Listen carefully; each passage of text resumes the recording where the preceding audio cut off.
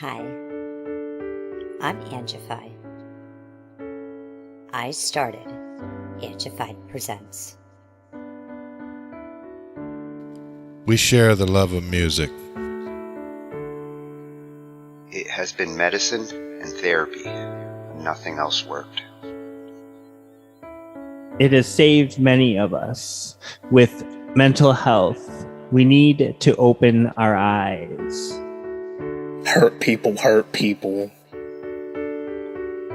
We ask that you listen, comprehend, and relate with your ears. Form that heart of unity and one. We share on this stage. Statistics, feelings. And ourselves. We stand with the belief to be you, to be heard, and to be original. We all may be different, with opinions and beliefs. At the end of the day, we are all brothers and sisters.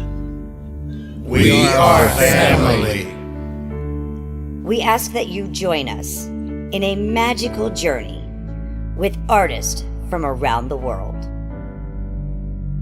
Open your minds. Let in the love. And listen with your hearts. We all want a better tomorrow. Be one. Communicate and look out for one another. And then, and only then, will you find the world. We will find peace in all the world. You'll find the world. And you will find this shining world. Heals among us in every boy and girl. Many have been broken, red hearts turn black. Love will melt the ice and turn it back, and you will find the world. You will find the world. You will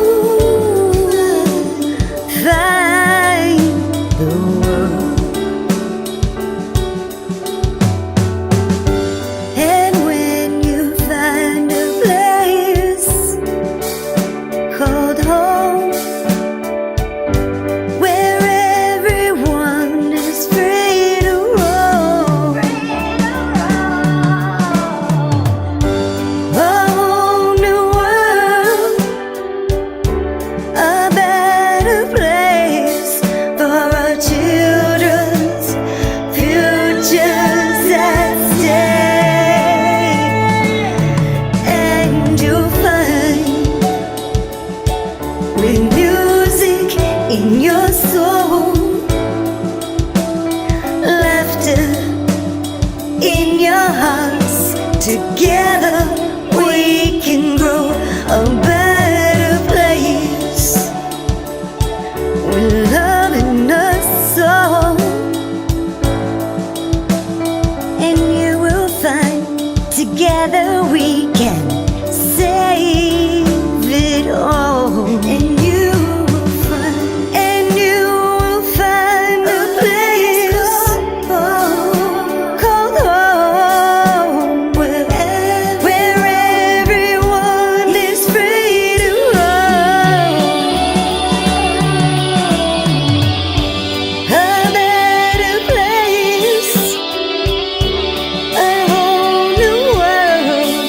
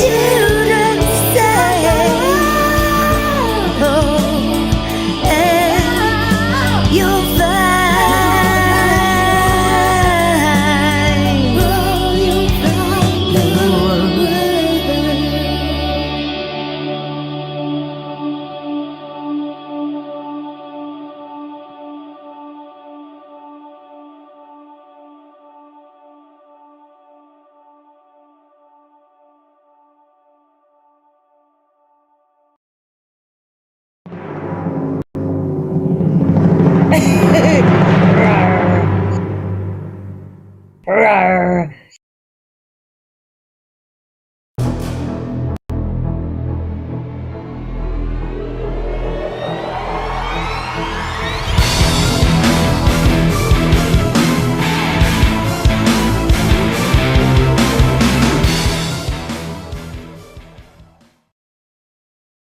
We cover digital, audio workstations and music tools. We explore theory, gear and 82. How to write and compose, and the art of arranging. Taking a look at AI and how the times have changed. On a PC or a Mac and even with a mobile device, we'll be talking about it all every Thursday night. From software to plugins and synths that entice. Dive deep into tech and let creativity take flight. Talking IT. We're talking IT. Come and join in and have some fun. It's highly educational with a lot to learn. From bedroom producers to seasoned pros, we're breaking it down so knowledge grows. Whether you're a DJ or a beat making wizard, we got the tips and tricks to make your sound sizzle. Mixing and mastering, that's our jam. With the tutorials and tips on how much rap. Get the best quality from your setup and gear. Tune in every week and lend us your ear. We're talking IT. Come and join in and have some fun. It's highly educational with a lot to learn. We're talking IT. We're talking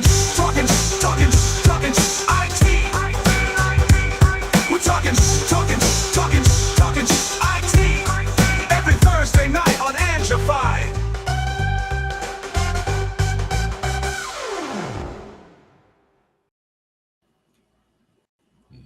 I'm on the right side. Yeah, and you're facing the right way. How about that? I'm ready to be highly educated. Yes, on another Thursday, just like last time. No, and speaking of right, tonight's topic is all about the legal side of things. Ange got me down this legal rabbit hole this week, and I figured this is a topic we discuss on a regular basis, almost daily, and copyrights, especially on the music side, big confusing subject to wrap our brains around. Absolutely. And tonight it's copyright or wrong and what's left. Yeah, got to see what's in the middle. Yes. Let's head to the cave and see where we're at. Started a little late tonight, but we're there. We're on a roll. See, now I'm not flipped properly. Turn me around. Get rid of that. There we go. Miss Crystal, of course, if we're going to talk legal, this is the channel to start with. And this is what kind of got like some of the rabbit hole digging going. She's been keeping up with the Suno changes, and whenever they change their disclaimers and their terms of service, she does an awesome job of going through and finding the difference between the last terms of service and the new one. And this one, if you're a singer out there and you value your voice as an artist, you really want to pay attention to this one. Super important to understand what's going to be going on at Suno if you use your voice. Exactly. Big changes. It actually concerns me. Like after watching it, I felt concerned, felt a little angry that like this is where they're going with this whole, oh, you can use AI and monetize it, but sign here and you practically are making a deal with the devil. There we go. You'll see. We'll see. And then after we get, that information, this was the other one that Music Money Makeover Show. He does an awesome job of covering certain aspects of copyright, what copyright actually is, and there's different levels to it. He explains why having these levels of copyright, there's a difference between, just making a copy of it, putting it in a certified letter and mailing it to yourself versus actually getting your ducks in a row so that you own your music. Yeah. And that's the thing, is it is such an important step. And for any works that you feel that strongly about, that you want to go down that, that rabbit hole, if you're going to take a step towards copywriting, you should go all the way with it, I think. After watching this, I decided I'm going to handle my music, movie making, author writing, anything that has to do with creative development. Mhm. I'm going to take his advice on a lot of this because you got to take your work serious. That's right. And ownership of your work. Yeah. Yeah, actually, to be able to get paid for it and not have to wait for somebody else to give you the paycheck. The whole reason why I work for myself now is because at least I pay myself. Yep, exactly. And then we're going to head over to Europe for a video because when it comes to technology standards, social media standards, and internet privacy, Europe has kind of always been on the forefront of regulating and trying things. A lot of times you see them do it, and a couple of years later, you start to see them talk about it in other countries like the United States. And this one is going to talk about how Europe is starting to push back on these social media bans. So it's kind of interesting to see Europe moving in this direction now because they're usually on the other side of this fence. And again, it comes down to, what arguments are in favor and against. And a lot of times, if people are against the censorship, I mean, we know a lot of the reasons why people would be against censorship in the first place. But there's also specific reasons why, people may be jumping into this boat at this point in time because of where things are headed with AI and with other things, with data privacy and the lack of privacy going forward and all of that. A lot of people have interesting views on that whole, spectrum of things. Yeah, yeah. And this is kind of a nice balanced look at both sides of that. A lot of stuff, we've talked about over the last couple of months as we've talked about IDs for operating systems and platforms and how that should be handled and whether it should be up to the platforms or to the parents. They're going to address some of that. This is going to be Tech Privacy News Explained. And I think we should understand Europe's perception here of this. Indeed. And then this one, I was originally going to do a 3D printing night, which is coming because I'm looking at 3D printers. I really want to know more about them. Yeah. And this one kind of covers an aspect that involves 3D printers when it comes to the files that you use to print stuff. And new law in March is kind of changing things, and I'm sure that we might actually butt heads here a little bit about the rationale behind this. But when you see how far this kind of law can go, it goes beyond good intentions. And you know me, I get concerned when I see a law that can be easily taken advantage of to start covering things that it shouldn't cover. And you'll know when you see it what I'm talking about. I think I already know it before I see it. Yeah. The Loyal Moses is going to cover this one, and this won't just affect 3D printing, and it won't just affect certain people. It will have an effect across the board when it comes to digital files and how they're regulated. So it will affect you whether you think so or not. And once again, that one's going to be interesting to see, again, what kind of prompted it and what, and where the sides are being drawn. Well, and when you see what prompted it, you're gonna be like, oh, of course, I knew this was gonna lead to this. And of course it did. Yeah, indeed.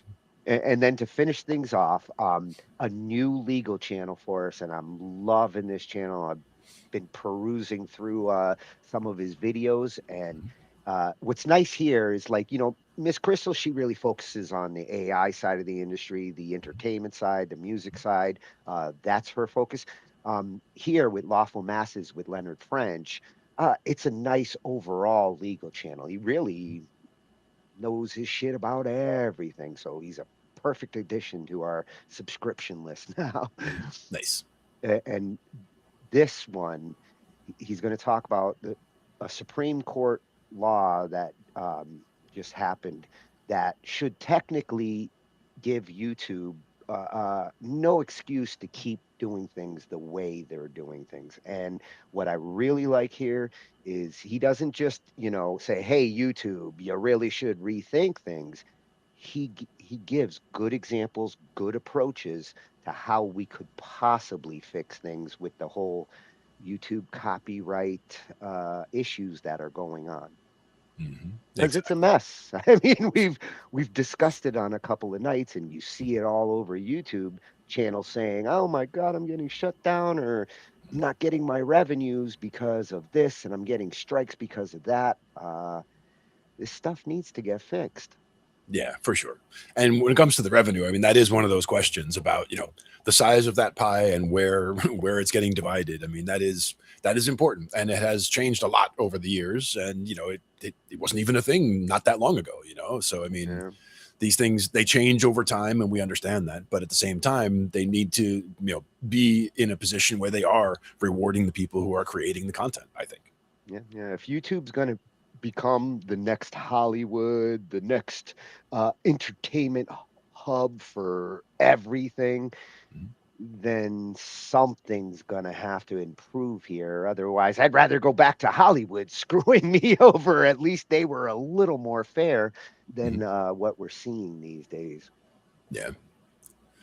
Yeah, it's sad when when things get taken over in certain ways, but again, there are ways to fight back, and it's important to stay positive and to stay focused on the way to empower people to own their work and to be in control of how and where their work is distributed. Yeah, and I bet you that monkey on the wall feels the same way. Exactly. Indeed. So to get started, we're going to go to Miss Crystal. Great way to start legal night at Top Music Attorney. In fact, I've got all her channels set up over here. Bring these over. Show off Miss Crystal.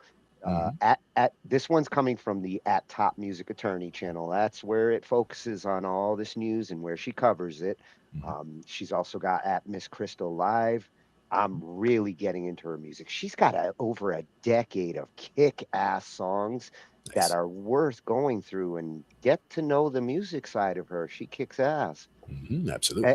And her firm is at Delgado Entertainment Law. And, this is where the business gets done in law. And if you do have, you need assistance in your entertainment legal advice, this would be the first place I would go to get consultation. Exactly. But check at Top Music Attorney to keep up with what's going on every week, because when it comes to this AI thing, she's on top of it. And Suno especially, because UDO has kind of fallen by the wayside, in the last 6 to 8 months.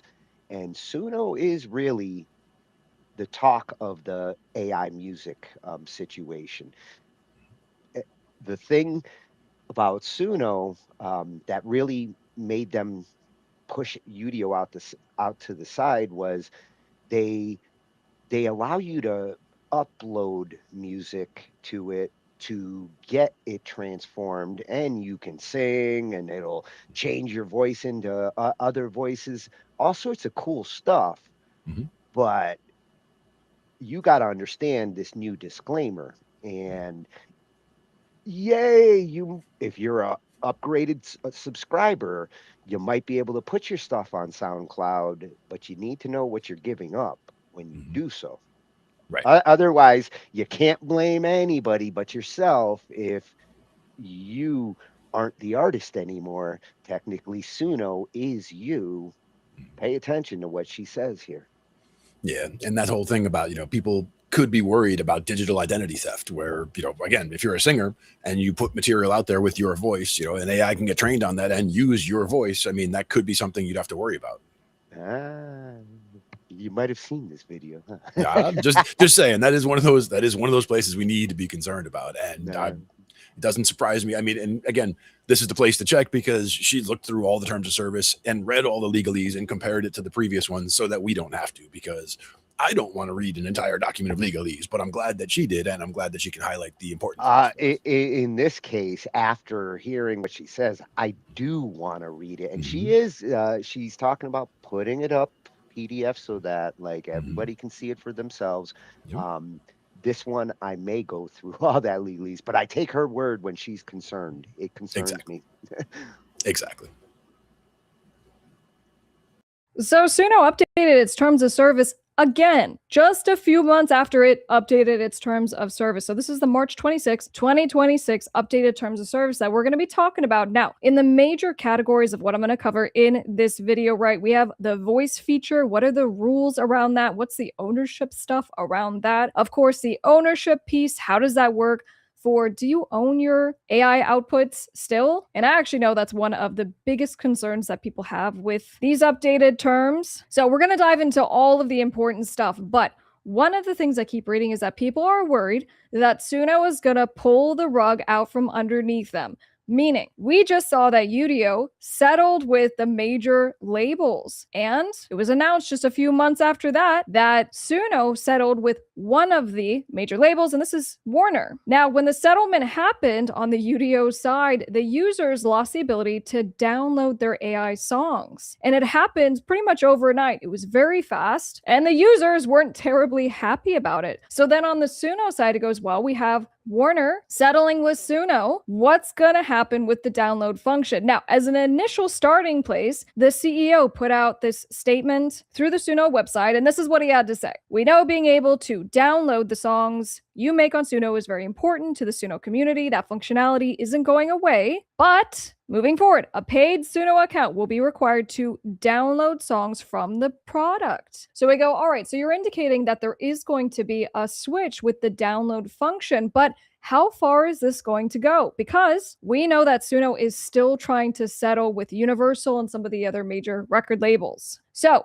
looking at the terms of service to see, have they actually made a change to the download and what else has changed? Where I'm going to start with this is I always run a red line to show you guys the changes that happened since the last time we did this. And I actually thought about it. I'm like, I wonder if you guys would want a copy of this. If you think I should share the actual red line, maybe you can download it through Dropbox or something. Drop a comment down below. Let me know and I'll consider doing this for you moving forward. All right, so here is, when I say redline, it shows what the changes are since the last version. The biggest block that we see right away has to do with voice stuff. Our service may allow you to create a voice model resembling your own voice that can be used with output. If you want to use the service to create a voice model, you need to upload submissions to make the audio of your voice. All right, scrolling through a little bit. Lots of updates related to the permissions that you're given. All right, this is one I wanted to point out right away. So they added the language. The license that you give to them, right? It's not just for the content that you upload, the lyrics that you input, the instrumentals that you upload,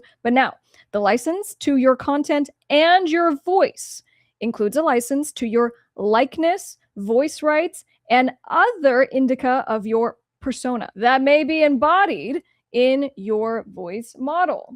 Okay, so the terms very clearly say, you give an irrevocable, perpetual, you can't take it back. They're not going to pay you anything for it, for anything that you upload into the platform. Okay, so this was already existing. You need to know it's very important because you can't claw this back. I've had people reach out to me and say, I didn't know and I don't want my songs to be trained by the AI. But at this point, what it's saying is that you cannot claw back those rights. So now what they've done is they have added your voice into the mix. Now, while it says for the avoidance of doubt, this license authorizes us to make your content, including your voice, not for making a voice model of you, but basically if it's going to create songs that sound like you, that sounds like your voice, that is the right that you're giving to Suno. And then of course, that means other users can use a voice that sounds very much like yours. So as it relates to the voice feature, that is now what you have agreed to by using the platform. But let's move on because I know you guys are concerned about the ownership piece. Do you still own your outputs? Can you use them in a commercial fashion? And this is how it works. So for the paid plans, right? So Pro, Premium, you get more things, right? So you're going to have the commercial right to distribute your songs, to put them on music platform, to monetize them, right? To make money. But there's a very important limitation. Even though you have the ownership in the AI song, you do not have protection of the copyright. And Suno says it doesn't guarantee that the copyright in your song has been cleared. And all I can say is that there are AI artists who are having claims against them, who are getting sued for alleged copyright infringement because these platforms give you songs, you go and use them. And guess what? The platform terms of service says, as it does here, Suno is protected, and you're the one that has to bear the liability and the exposure. Now back to the, can you still use your AI songs and put them on streaming platforms? Yes, you can. Now, the free plan, obviously, there's more restrictions there. Non-commercial uses, you have to give attribution, you have to give credit to Suno. So one of the workarounds that I've seen is to upgrade. So like when you upgrade in the middle of it, right? What about the old songs that you created when you were on the free plan? Are those now included in the upgrade? The answer is no. But what I've seen some AI artists doing is that they then remix, right? So they do like a cover of their song on the paid plan. But in the terms, what we do see is still the case. There is a, you take it as is. You take on the risk. There's no promises for accuracy, legality, non-infringement. It is fully at your own risk. And of course, especially now in the voice aspect of this, the irrevocable license that you give that you can't take back, that still is the same as it exists in the updated terms of service. Okay, and I promised I was going to circle back in regards to the download function. As of right now, there have been no updates made restricting you in any kind of way from downloading your outputs other than what we read on that blog. But I do want to draw your attention where it says you agree. By entering into these terms, you and Suno are each waiving the right to a trial by jury or to participate in a class action. So the reason that matters is because when UDO decided to pull out the rug from its users, there was a real desire for the users to do something about it. So it's important for you to understand that if Suno makes a dramatic change at some point and you think you have a claim, well, at least for purposes of being a class, that is something that you have agreed to waive. Now, I think one of the things that we are learning as we continue to track the changes that are happening with the terms of service is that the terms can change anytime. And that's why you have to be vigilant. Obviously, subscribe here. I will continue to track them for you. But once they change, if you continue using the services, that is your agreement under the law to whatever those new terms are. And so that's why it matters that you continue to track and understand what this contract says. Now, I understand that there is a broad spectrum of different creators who use these platforms, and so please drop a comment down below. What are the biggest questions or concerns that you have? And so that when I do the next update in a month, or whenever they make more changes to their terms, I'll make sure to answer those questions. I'm top music attorney, Miss Crystal, and I'll see you on the next one.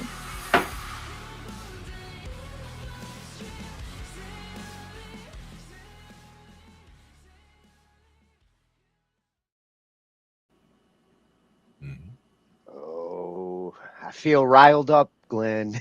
I knew it was coming. I Yes, feel indeed. riled up. I'm angry. I have less reason to even want to touch Suno now than ever. I'm kind of disgusted with these companies that they cover their ass with this legalese to say, by doing this, you say that you won't sue us, that you won't create a class action lawsuit later, when obviously they're worried enough about a lawsuit that they're going to put that in to cover their asses at a time when they're still straightening out the legalities of all of this. Yeah. And that's the thing, is this is kind of a preemptive move in that regard, where it's, they're putting that into the terms of service from now going forward, so that from here on, if anyone tries to, or thinks to create a class, they can't. So that's where you're agreeing to give up those rights by agreeing to the terms at this point. I'm going to give you a scenario that's definitely going to happen, and there's going to be class action lawsuits whether they like it or not, because if somebody, let's say you're collabing with somebody on BandLab and you do some vocal parts on that collab And that person decides, oh, you know what? I'm going to play around with his voice over on Suno.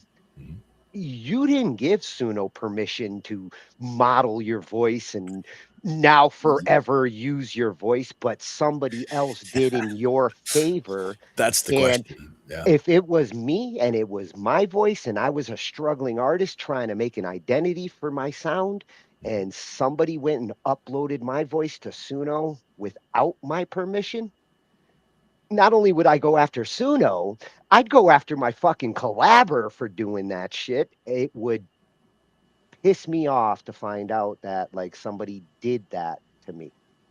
Yeah. And if And you're again, a singer out there, if Mhm. you're a singer out there and you are working with people who you know are using Suno to play around with the track, you should be emphatic not to use your voice without your permission there. And again, if it does get used, that's already in the training set then, and then it goes forward and you wouldn't know it until you hear, your voice singing a song that you didn't do. And you're going, where did that come from? And all of a sudden you find out that if you did track everything back, you would find that somewhere at some point, someone did give up the rights to that voice track when And they upload it. Because it's when they upload, that's when the rights are given. But again, they might not have owned it, as you said. if those models were built pre-March when these disclaimers came out, the big problem is there's no transparency with Suno as to when did the model learn to sound like this singer. If they can't prove like when the model learned it, then how are you going to know whether you unfairly got modeled or you did it now because you ignored the disclaimer? And which case, if you do it now, if you watch this, then you know what's going to happen. Shame on you if you do it now. If it was done before this disclaimer, I think they do have lawsuits coming from some artists out there who they screw over, and they're not compensating these singers for the use of their tone and their sound. They're charging you to model your voice. This is insane. Yeah. Well, not only that, but again, looking at all the people who are not going to read the legalese, they're just going to see, hey, new terms of service came up. They're just going to click OK, move on, and get back into their project and continue with what they were doing. They just gave up the rights to their voice. So their voice now is in there. It's in the training model. And the question is, when that all happens, let's say the AI training loves, my voice, and it makes, Why famous, wouldn't it? and it I'd makes a love famous to have your voice. and it makes that voice famous in all different styles because you can do it all over the place and whatever. And let's say I wasn't going to put anything out before that, but now all of a sudden I get recognition because all of a sudden people recognize my voice. And, hey, wait a minute, aren't you the guy who blah, blah, blah? It wasn't me singing, but it was my voice. It may actually bring recognition to somebody who was unknown in that way. So I can see where people could see it as a visibility enhancing thing if it did train on there, but also on the company side, for all the people who did just click the OK on the terms of service to get in there, and having given up whatever rights on just even a song that gets their voice into that training set, they are now clear with their license going forward. They can prove that it was trained on stuff that they did have rights to because it was trained on this date. So they can make a new training set starting just after that date. And anybody who accidentally or didn't read the terms of service and just clicked in, all of those people are now in the training set, and they can have a clean training set data going forward from that point. So on their point, by sneaking it in like that, they're able to just make that happen. But it depends on how many people actually noticed. And So if people start using the Glenn model, because hey, it's a sexy baritone voice, and all of a sudden all these songs start coming out, and it's like, damn, Glenn, you're a virtual rock star. You're in like thousands of songs out there. Now, a lot of people would be able to Do play you that not up. feel like you should be compensated a little bit, or at least not charged by Suno Well, to that's the thing. use the service? That would be the thing is in the example, I would be a pro user, let's say, and would have been paying for the service and would have already uploaded material, right? And that's how my voice got in there into the training set in the first place. I clicked OK on the terms of service after such and such a date. So now it's in there. I've given those rights. It's now trained on the data. But my point is the ability to then to leverage that into, you know, recognition or into visibility, you know, it's becoming famous. You know, if that voice becomes famous and all of a sudden you can put a face on that voice, even if it wasn't you singing it, it could then be a window to get you, you know, So to where so you e could then go somewhere. everybody knows that sexy voice is Glenn's model. It's Mhm. not Glenn, but it's Right. Glenn's model, Right, and you can put a and face to the name and what have and possibly they might go look at your original material Right. because they like your voice. Yeah, Right. it's possible, but But I what also do you think understand where the you're coming more from. likely? What do you think the more likely outcome is going to be? Is nobody's going to know it's your voice. They're just going to know that voice, Mhm. and they're not going to associate it to a human. They're going to associate it to Suno. Right. But now the other question is they don't own my voice, right? So I can now still put out original material and not get copyright strikes against, you Well, know, because that's or they already have that voice copywritten, right? but there's the irony, and that's been the problem the last couple of years as these voice modelers have come into the picture. Is you've had singers out there who have said, "What the hell's going on here? This AI sounds like me. Where did that come from?" And we're not talking like just average sounding voices. Distinct voices that you can't mistake. Like, Mhm. wow, that sounds like Celine Dion, Yeah. Lady Gaga. There are certain voices that Taylor Swift. Mhm. If all of a sudden every song out there sounds like Taylor Swift, even she's in trouble at that point. Yeah.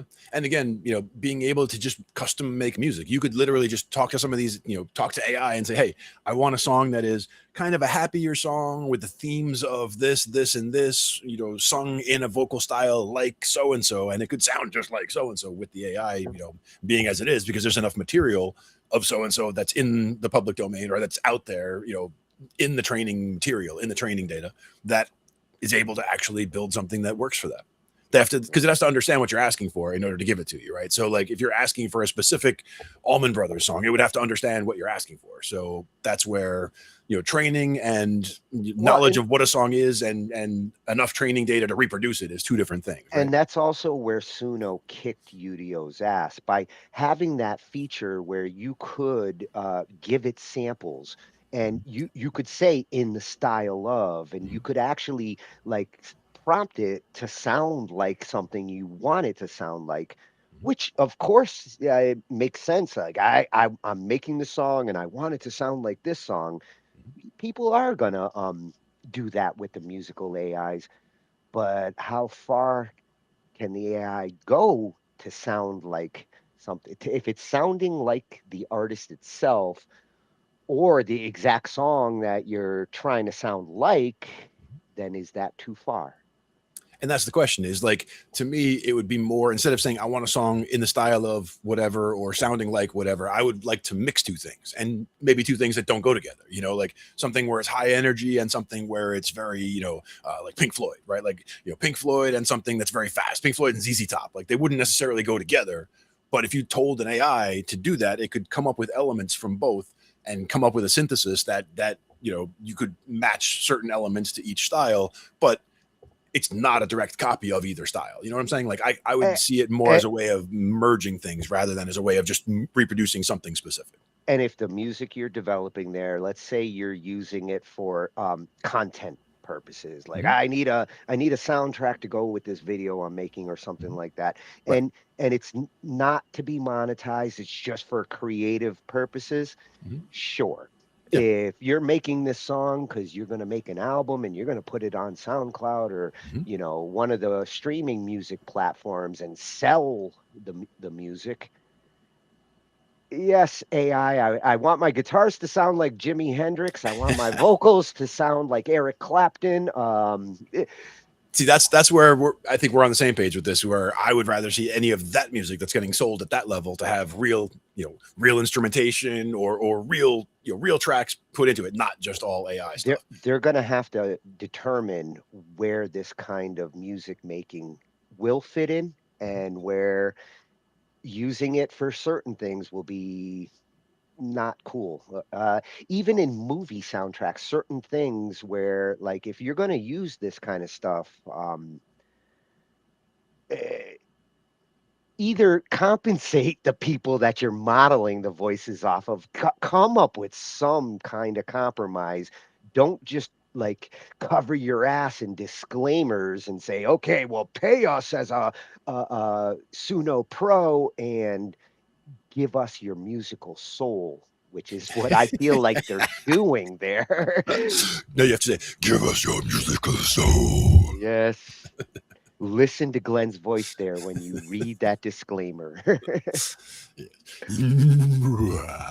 Well, Crystal, you really fired me up on this one because this one is not going away. I hope as singers realize what's going on, especially the ones who didn't upload their voices directly to it, but rather had some band member or collaborator do it. Or those who just didn't realize when these terms changed and they still logged back in and made a new song and didn't realize. You know, that could happen too. Sometimes they don't want you to realize the terms change. That's why they did it quietly. And thank God for Crystal, who actually checks on this shit every time it does change, because you need to have somebody paying attention to this stuff. Like you said, you don't want to read through all that legalese, but you need to have somebody doing it. Otherwise, you're going to get screwed. And so that's at Top Music Attorney, and you can also find her at Miss Crystal Live and at Delgado Entertainment Law.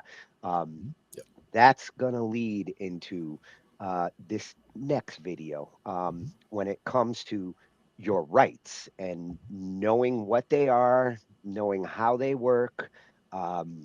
You really got to understand what your copyrights are and what the copyright system is.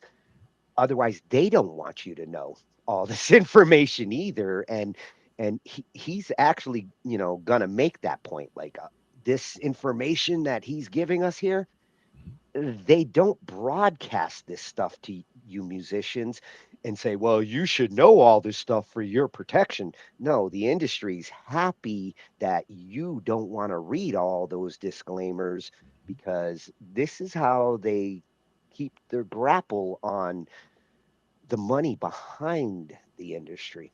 Yeah. And I always try to be an optimist in these situations, and I always try to see the good side of things or the positive side of things. But at the same time, there has to be the realist in you that also recognizes that there is room for exploitation. There is room for, the money going to the wrong place, or, not getting compensation to the people who actually sourced the material in the first place. Because if we didn't create the material, your AI wouldn't have had anything to train on. So what would you have been making?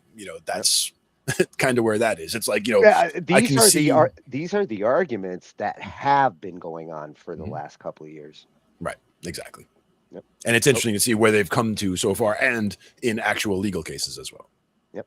So this one's a freshie for us. Ange is the one who sent this one over to me at Music Money Makeover, and great channel on how to make money in music. And he's straightforward.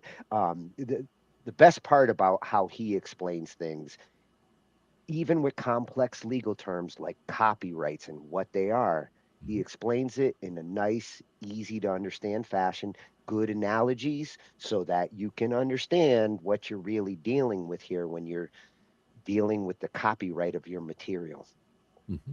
Exactly.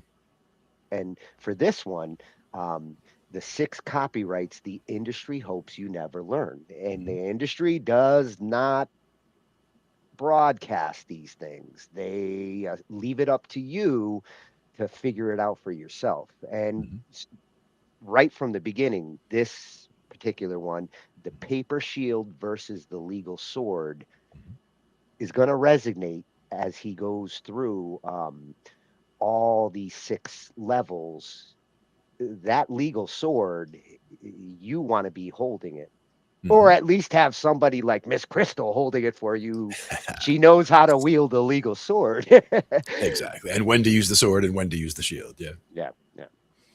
So I hope this one, for those of you who value your work and your material, chew on this. The industry isn't stealing your work. They're waiting for you to abandon it. And there is a specific legal blindfold that they place over every creator's eyes. It's called automatic copyright. And they tell you that you own it the second that you create it, so that you will never bother to weaponize those copyrights. But while you're playing artists, they're playing statutory chess. And today we're removing the blindfold, and I'm going to show you the six levers of Title 17, United States Code Section 106 that the industry uses to build empires, and how you can use them to burn their leverage to the ground. We're going to get dirty in this video. So let's just jump right in. Let's talk about the paper shield versus the legal sword of it all. And before we do that, I've got to express to you what copyright is. So first, let's define the beast itself. Copyright is a natural right, which an author has in their own original literary compositions. The exclusive right of an author to print, publish, and vend their own literary works for their own benefit. Though natural in law, these particular rights are formally granted by federal statute to the author of an original work. It's not a pat on the back for being a creative. It's a government sanctioned monopoly on an expression. So now, here is the lie that the industry lets you believe. The moment you create it, you own the copyright. Technically, yes, you do. Practically, it's useless. In the eyes of the industry, automatic copyright is a paper shield. And if a major studio or label infringes on your work, you can't even step foot inside a federal courtroom to sue them without a registration certificate. So you have a right with no remedy. You are holding a common law title in a statutory world. And I'm going to repeat that 2 more times so you understand. You are holding a common law right or title in a statutory world.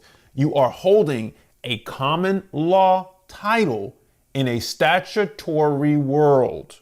And it's going to make total sense by the end of this video, because you got to understand the game board that we're playing on.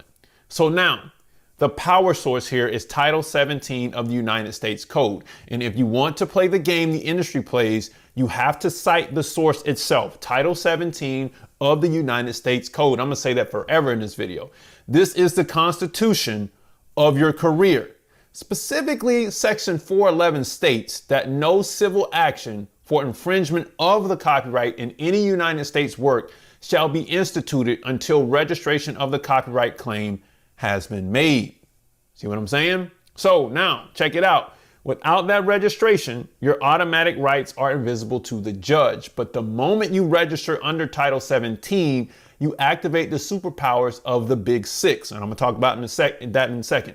Registration isn't just paperwork. It's the process of turning your art into a statutory asset that carries. Listen to this.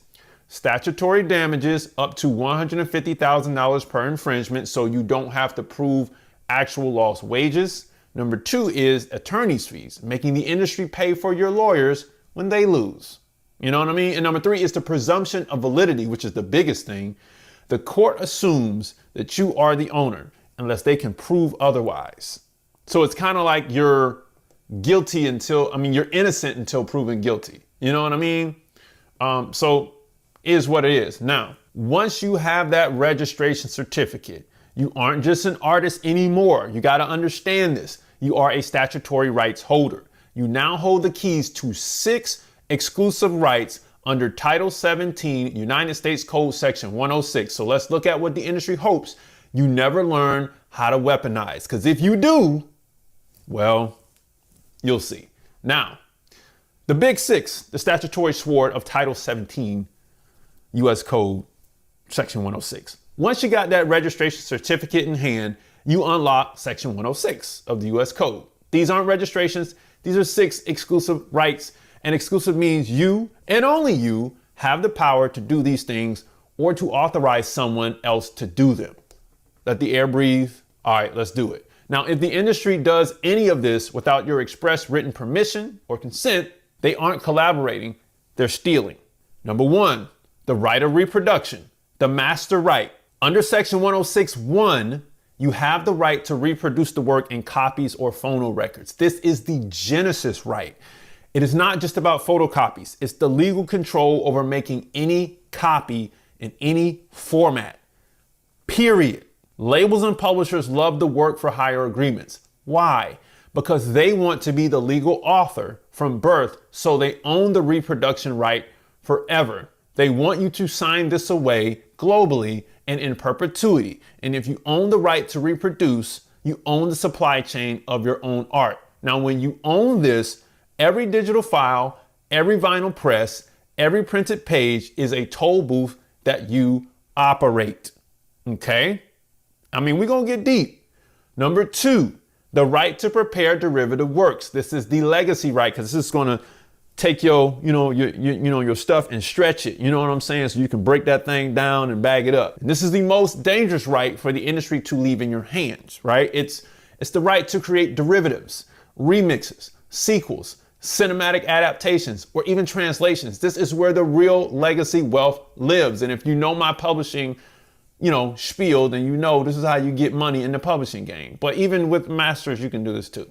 So for instance, they'll offer you a flat fee for a book or just a song in our case, and then they'll turn it into a multi-season Netflix series based on the story of the song, or license your hit out for huge sample clearance fees 15 years later, which that always happens. That's the retroactive period of a song. And they'll tell you, oh, a remix is just a promotion. You know what I'm saying? In reality, the derivative right is why one song can turn into a $100 million catalog. And if you give this up, you're giving up the future versions of your idea. And if you don't sign away your derivative rights, well, they can't even make a t-shirt with your lyrics on it without coming back to the table to negotiate. You don't just own the tree, you own every seed that falls from the tree. You gotta understand the power of these things. Number 3, the right of distribution. This is the gatekeeper right. Now you can get to be one of them gatekeepers that you talk about so much. Section 106.3 gives you the power to control the first sale. So you decide how the work is distributed to the public by sale, rental, lease, or lending. This is your gatekeeper power. It gives you the right to choose how your work enters the market. You see what I'm saying? So they want exclusive distribution for the life of the copyright. They want to control the when and the where so they can bury your work if it competes with bigger stars, specifically the movie industry. I mean, sometimes, actually, no, that's a lie, because the music industry does do this too. And they'll strip those records off that album that wasn't used and they'll put it somewhere else. But labels and publishers often bury the first sale clauses in fine print to ensure that they control the first and most profitable drop of your work. So by slicing this right into territories or time frames, you can fire a distributor who isn't performing and take your business elsewhere. So if something ain't going right at one vinyl producer in the UK that's servicing the UK, you take it to another one. Or you can give rights across several countries, from the UK to Nigeria to South Africa to the Caribbean to Brazil versus Argentina versus Peru versus Japan. You can have deals everywhere to print in all of these different territories with this specific right here, the right of distribution. All right, now enough of my rambling. Number 4, the right of public performance, the passive income right. Understand, I think you kind of get this one. Section 106.4 covers literary, musical, dramatic, and choreographic works. This is the right to perform the work publicly, which includes radio, TV, and live venues, and even streaming. It's still a public performance. They rely on the complexity of performance rights organizations, PROs, to keep you confused. Like, they hope you never audit your black box royalties. I mean, now this is pretty easy for most, but PROs or performing rights organizations collect this money, but billions go unclaimed every year because simply creators don't really know that they have a seat at the table, especially when it comes to live performances. And this right ensures that as long as your work is in the air, broadcasted, you are getting a piece of the atmosphere. It is the ultimate make it once and get paid forever lever. You know what I mean? Number 5 is the right of public display. This is your visual right. Now, this is going to blow your mind a little bit, but this can go off the rails. Section 106.5 is for the artists, photographers, and designers, but you are one. So it's the right to show your work publicly. Think Instagram, think posters in Five Below or Target, and even t-shirts in Target. You know them artist t-shirts you see in Target? You have the right to control where your visual work is shown. You just got to understand the rights you got. For instance, big tech platforms hide non-exclusive sub-licensable royalty-free display licenses in the 50th paragraph of their terms of service. They are essentially tricking you into giving this right away for the privilege of using their app. But when you know this right, you realize that exposure isn't a currency.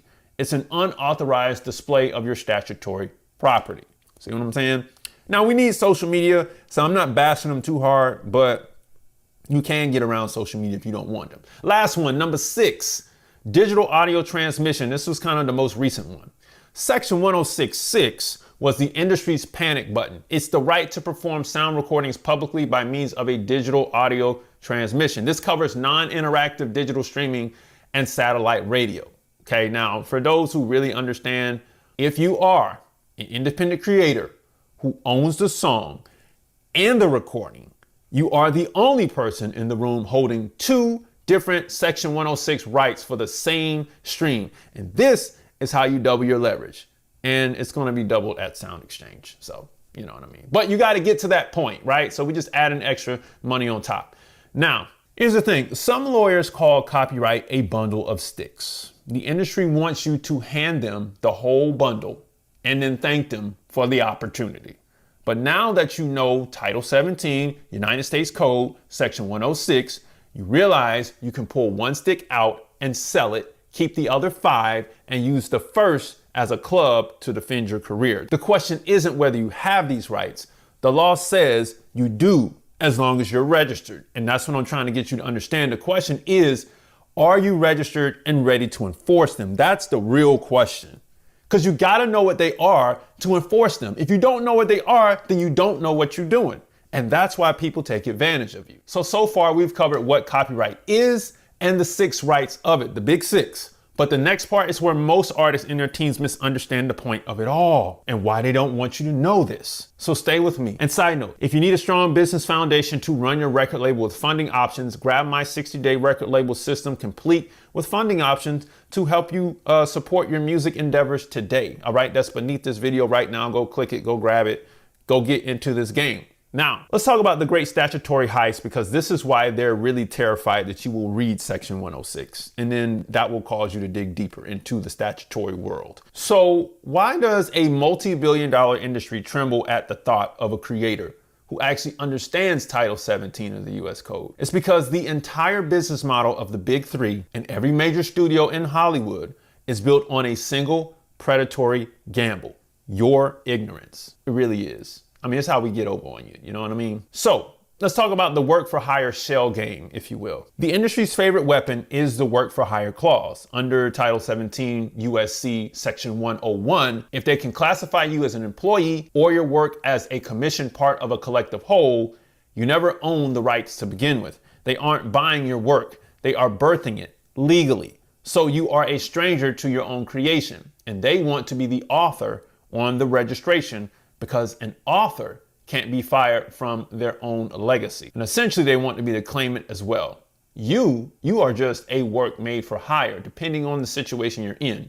Disposable, replaceable, and legally invisible to the statutory world, okay? But there is a ticking time bomb, because this is a secret that they don't really want to tell you. In Title 17 United States Code Section 203, the law gives you a reset button. And maybe you've heard about this in the news recently.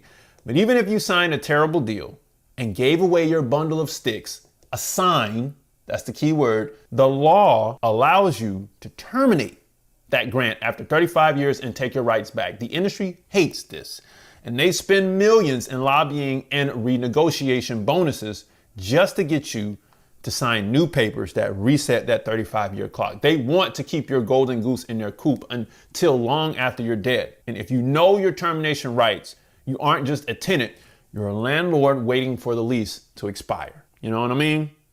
And that's what's happening here.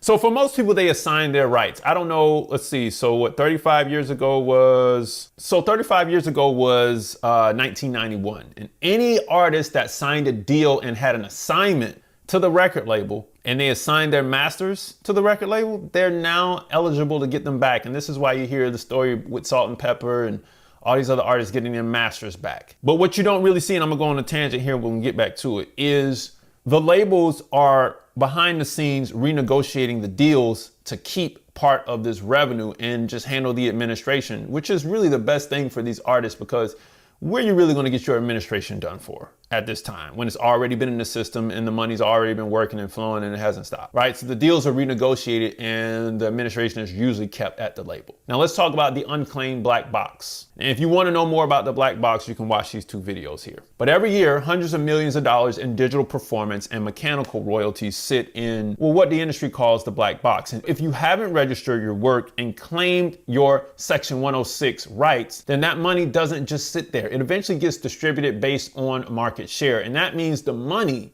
that you earn from your streams gets handed over to the superstars and the major labels because they have the biggest piece of the pie. They are literally eating your lunch because you didn't bring your own fork. And that's nobody's fault but yours. Now, why do they push the alternative dispute resolution and internal mediators? Well, it's simply because they are terrified of a registered statutory holder. If you have that certificate of registration, a judge can award you up to that $150,000 per infringed work that we talked about earlier without you proving that you lost a dime. That's statutory damages. It makes you an expensive person to bully. The industry's entire legal strategy is to keep you unregistered so that if they steal your work, your only legal recourse is to prove actual damages, which requires an army of accountants and attorneys you can't even afford. They want you weak so they can keep the sword of Section 504 of the code out of your hands, and that's Title 17 of the code, out of your hands. You know what I mean? So the industry doesn't want partners. They want inventory. That's why they buy up catalogs. They want you to stay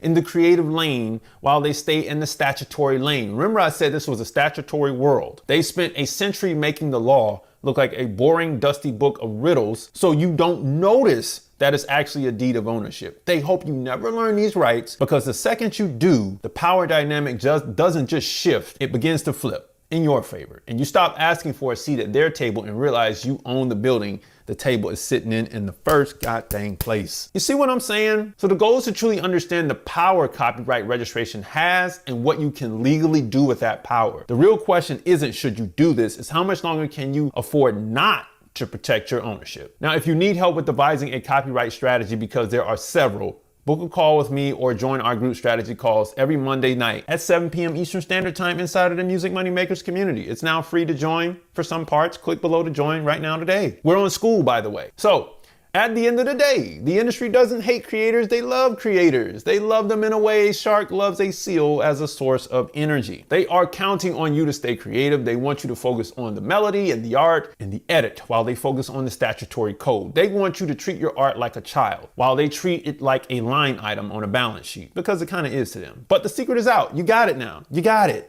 Copyright isn't a boring legal hurdle meant to keep you down. It's the only thing that levels the playing field between a kid in a bedroom and a CEO in a skyscraper on the 13th floor. Title 17 USC is the great equalizer. So now when you understand the big six, when you register your work and when you stop signing work for hire agreements like their terms of service for an app, you stop being a victim of the industry and you start becoming the owner of the industry on your terms. Music Money Makers, if you make music, you should always make money every time. Log on to musicmoneymakeover.com. Grab the 60-day record label system complete with my funding options. Book a call. Join the Music Money Makers community. Grab the free stuff below. Watch this next video right over here to save your career. And I'll see you next time. Peace.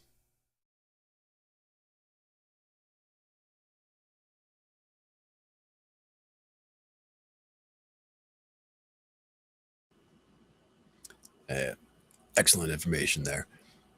That's one of the big things is that, there he is. And then over there, and over there. I don't want to be on the 13th floor. I'm superstitious. Yeah. There is no 13th floor. I'm going for the 14th. I'm shooting for the sky. Yeah. Well, some buildings, they go right from 12 to 14 because they don't want a 13th floor. And that was Casey Graham, 20 years in production and engineering. And man, he reads the fine print like Crystal does. Exactly. And it would be worth getting familiar with Title 17 for sure.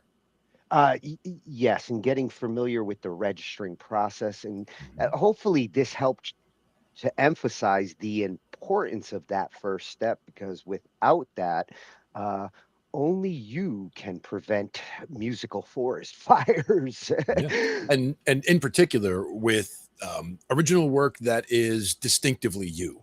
That's another thing. Like a lot of people that they'll like to do covers and things like that, and that's a whole another topic to get into at some point. As far as ownership of covers and what you can do and perform and all of that, but original pieces, especially ones that define your sound, or the title of your band, or the name of your band is the title of a song, like that kind of a thing. You need that song, right? That one's important.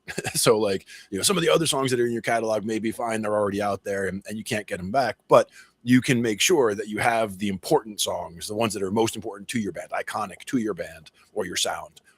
Make sure you take good care of those. Well, and to complicate things even more, it's not just the copyrights on the actual song and its structure and all of that. It's also the original recordings of them that a lot of times it's the producers and the ones who make the album that want those recording rights and hold them.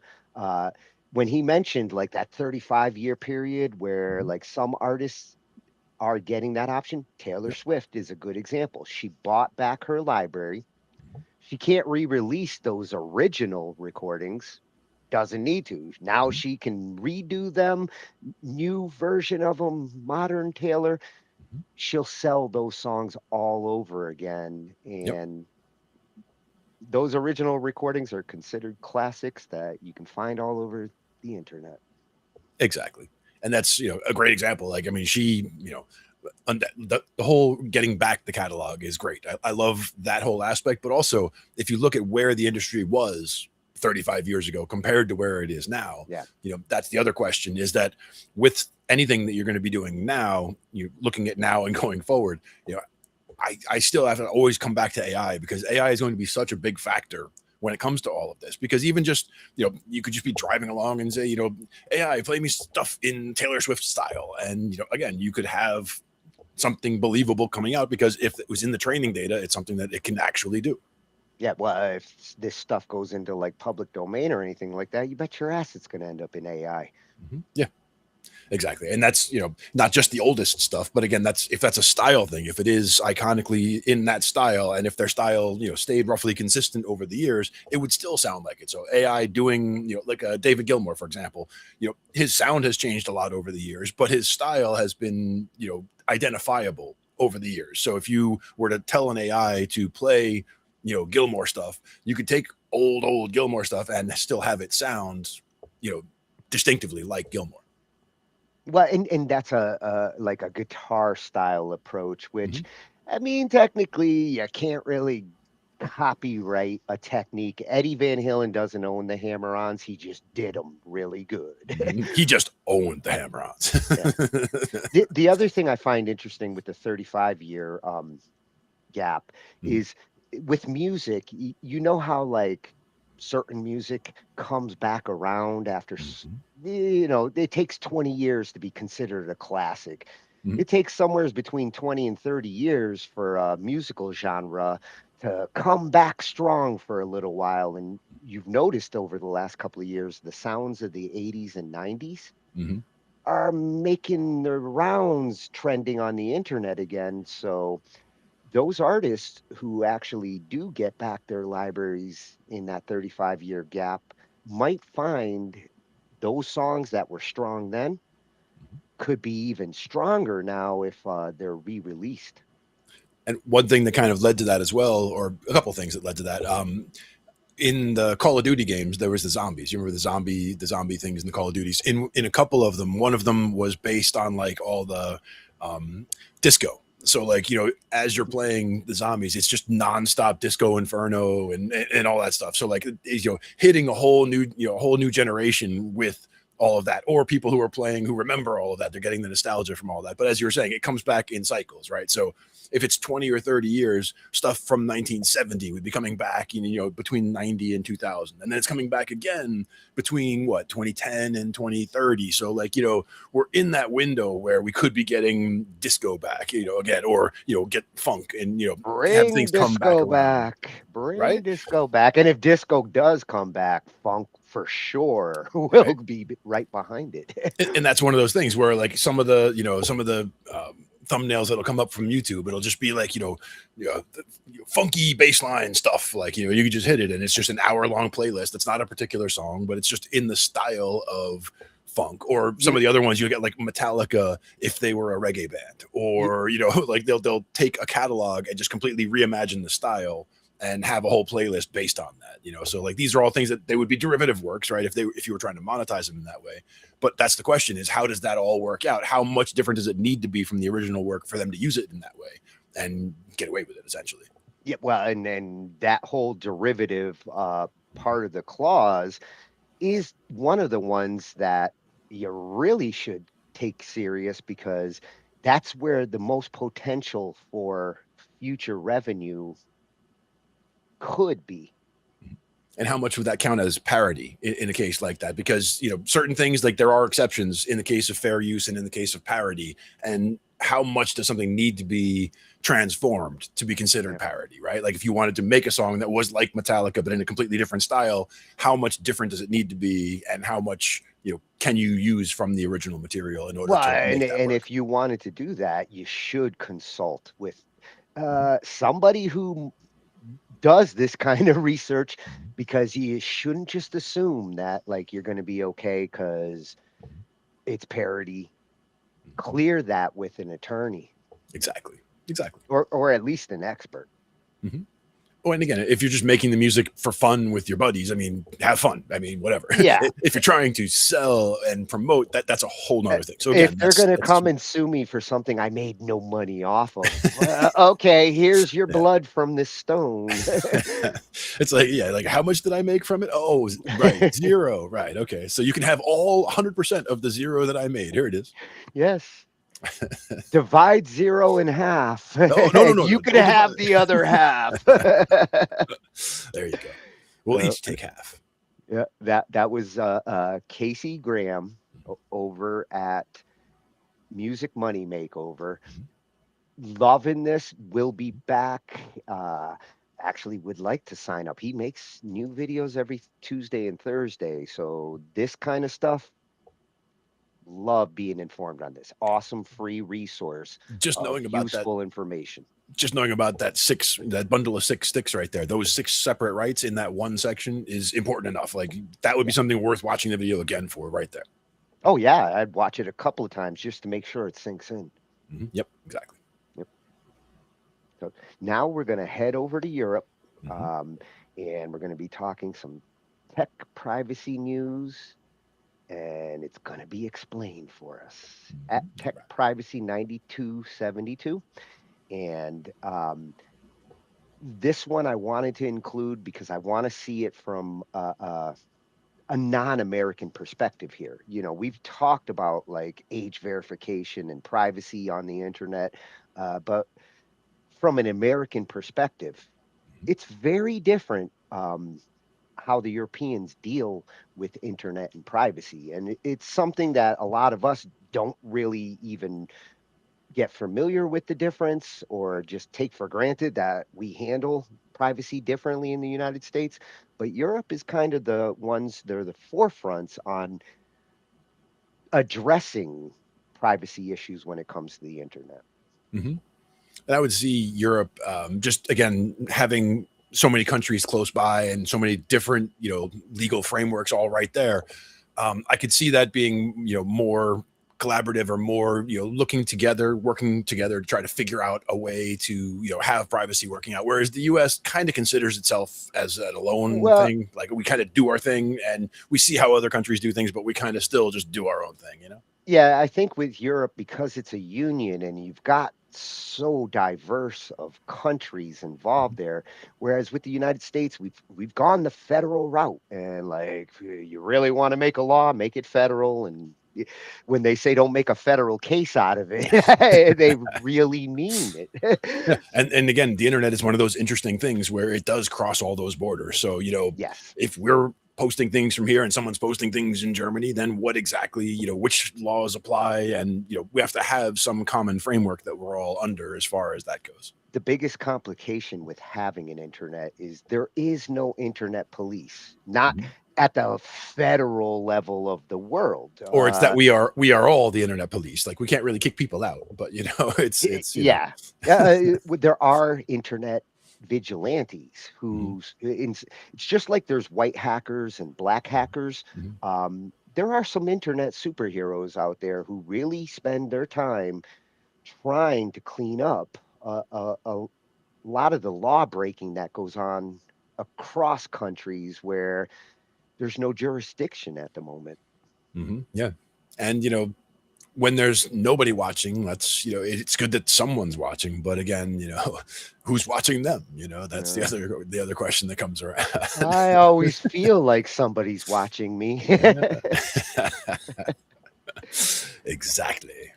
So Tech Privacy News is going to talk about how Europe is starting to push back on these social media bans. And we've been hearing about some of these social media, not bans, but like settlements and, this ID thing that's being pushed across all of them. I'm curious as to what Europe is already doing and why they're starting to push back on some of it. Do they feel like maybe the approach they're taking isn't working, or might be more complicated than they initially thought?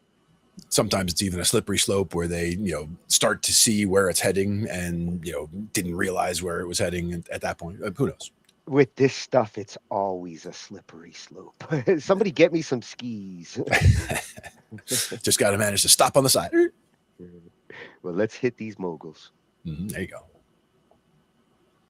So, is government censorship getting out of control? Now, we've been looking at this clear push in Europe towards restricting for social media for younger users. There's things like age limits, bans, verification. They're all moving in one direction. But we're now starting to see some pushback from within Europe's own human rights framework. Now, we're going to have a look at this story. This is basically the story. Even EU human rights chief says social media bans are human rights issue. So in this video, we're going to break down what's been proposed, what this warning actually mean, and how it could change how this debate unfolds. So the initial debate is no longer theoretical, of course. We're seeing lots of real big proposals. Now, Greece has said it plans to ban social media for under 15s, I think. The European Parliament has backed stronger age thresholds across Europe. And just about every government across Europe, including the UK and indeed around the world, are now actively debating bans, age checks and access controls. We've seen one in Australia that's in place now. So all this has shifted quickly from discussion to actual policy. But alongside all of that, we're now, at last, I think, seeing a bit of pushback. And this is what this story's about. So it wasn't the EU commissioner. It was a senior European human rights official who has warned against these kind of blanket restrictions. Now, it's an official statement. But first, I should clarify quickly. This warning hasn't come directly from the European Union or the European Commission. It came from the Council of Europe, specifically the Commissioner for Human Rights, which is a separate institution. But it's one of those key bodies responsible for human rights in Europe. And when they step in like that, it usually means something significant is happening. There's usually something going on in the background. So what exactly are they warning about? Well, the core message is actually quite simple. Don't regulate children, regulate platforms. The Commissioner has warned against reaching straight for blanket bans and instead said the focus should be on platform design, accountability, oversight and enforcement. In other words, fix the systems causing the harm, rather than just removing access entirely. But to understand why this matters, we need to look at why governments are moving in this direction in the first place. Now, to be fair, this isn't coming from nowhere. There are real concerns driving this that we all should be aware of. Things like mental health, addictive design, sleep disruption, and exposure to harmful content. And politically, age restrictions are very simple. They're visible, they're easy to explain, they look like dynamic action, but simple doesn't always mean proportionate. There's also something else going on here in how it's being presented, I think.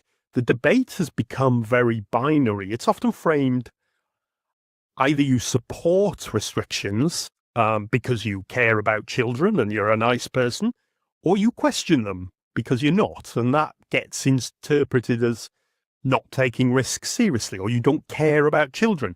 And that's where this starts to become a bit more than a policy question, I think. But once you step back, this starts to look a bit different, really. If access is restricted purely based on age, you're not targeting behavior, you're not targeting specific harms, and you're excluding entire groups of people. And I think this is where it moves into human rights territory, if you like.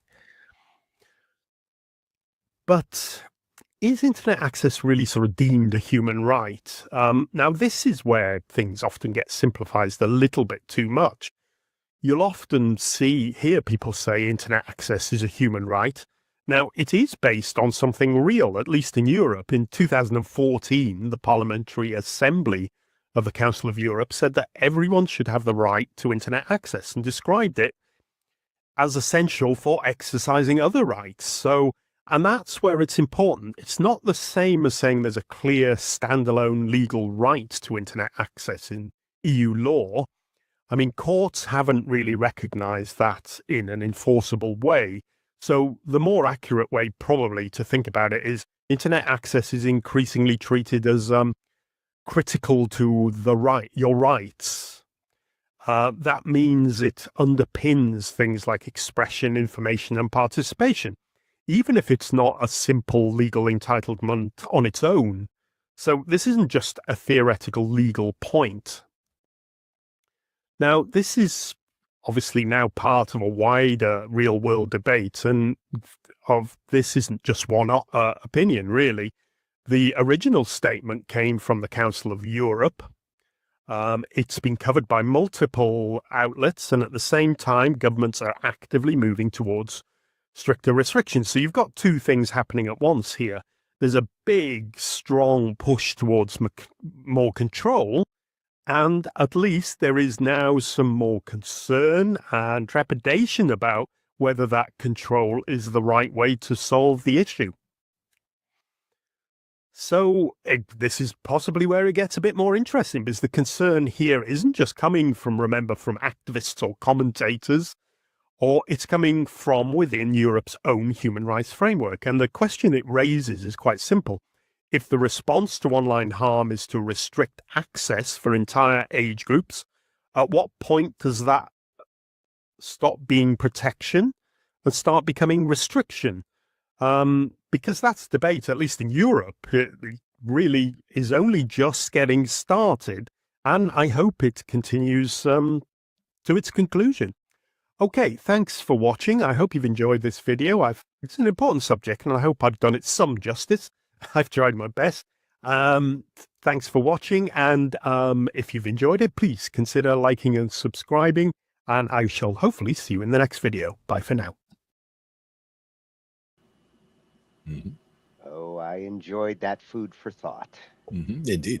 And I like how he addressed how it's currently going and then drilled it with the question at the end. And should they regulate by age the way that they're trying to, or actually focus on the platform itself and apply a solution that recognizes all ages are going to be on this platform?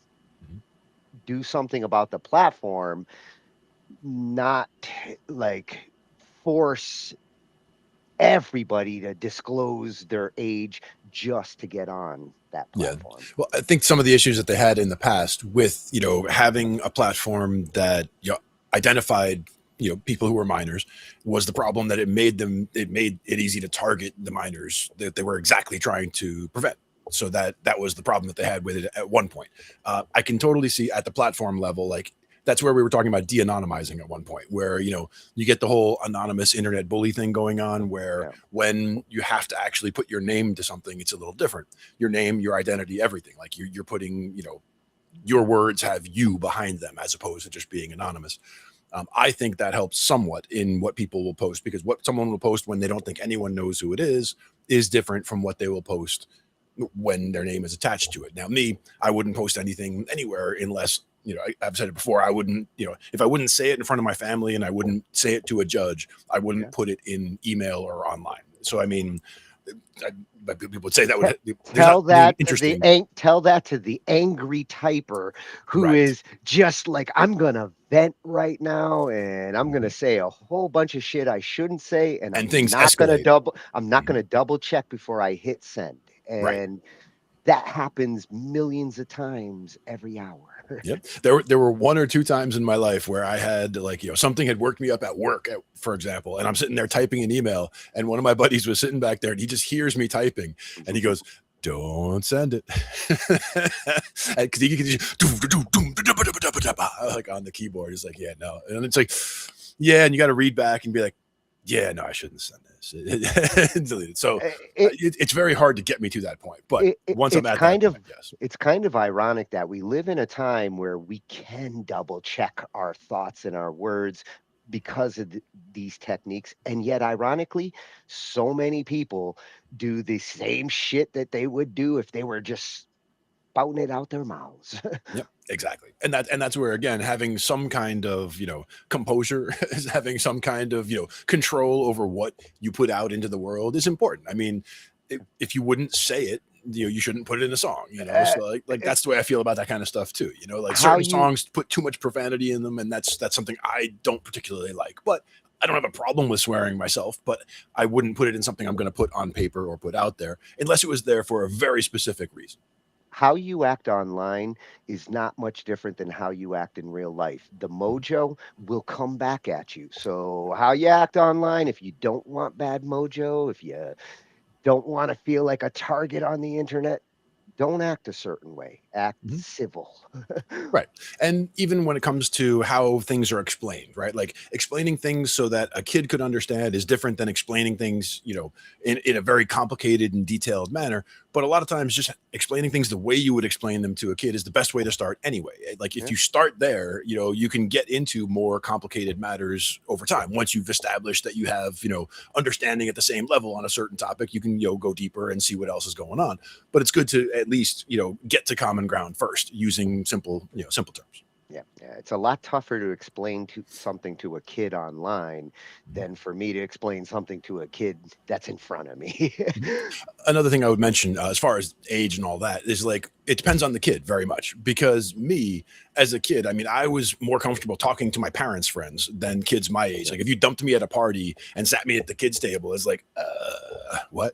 And if I'm at the same party, you dump me at the adults' table, I could have meaningful conversations with people, because I mean, I was big for my age.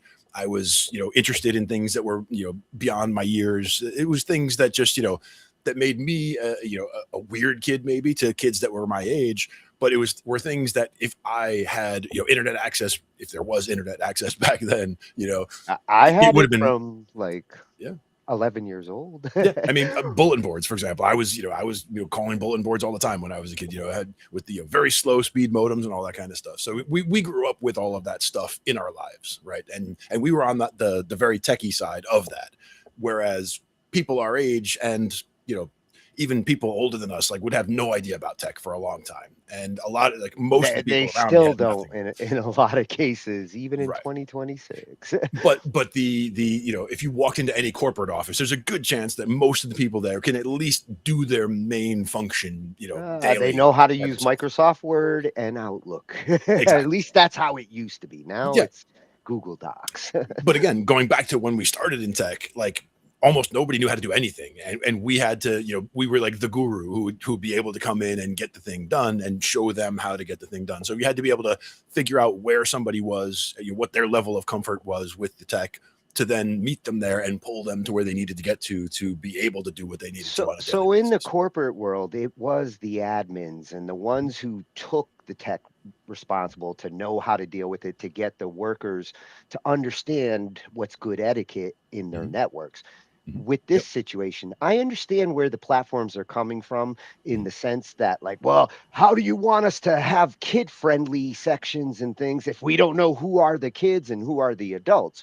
So it's a catch 22 here. We Well, want to have a more kid friendly internet, but in order to do that, they've got to separate the wheat from the chaff, and we got to know like who's who so that you can, I guess, restrict is the word. well, one way that they've tried to is with credit card, and again, not necessarily to charge a credit card, because and But not a lot of but the people want to put a credit card online, and not everybody has a credit card. So there's a a lot of credit card isn't a good form of age identification. It just means you actually can pay for something. well, that's the thing is the credit card company knows the age of the cardholder, so they could at that point like have just a switch where it's is this person over 21? Yes, no, and that could be at the credit card level.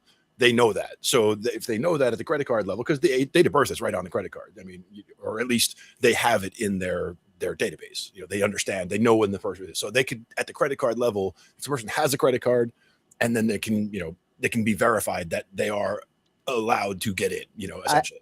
I think for the platforms to really make this work and to be successful at what they want to accomplish here, they're gonna have to work with the parents who are on those platforms to kind of drill in. Like, you want your kid to be able to come on to a safe Facebook or a safe YouTube, then get your kid a digital ID card, which is what I think they're all going to lead to. Is like the solution will be any kid who goes online is going to have some kind of ID that when they go on the internet knows, because the parent says to the internet, my kid's 12 years old and I don't want him to see content for anybody over 14.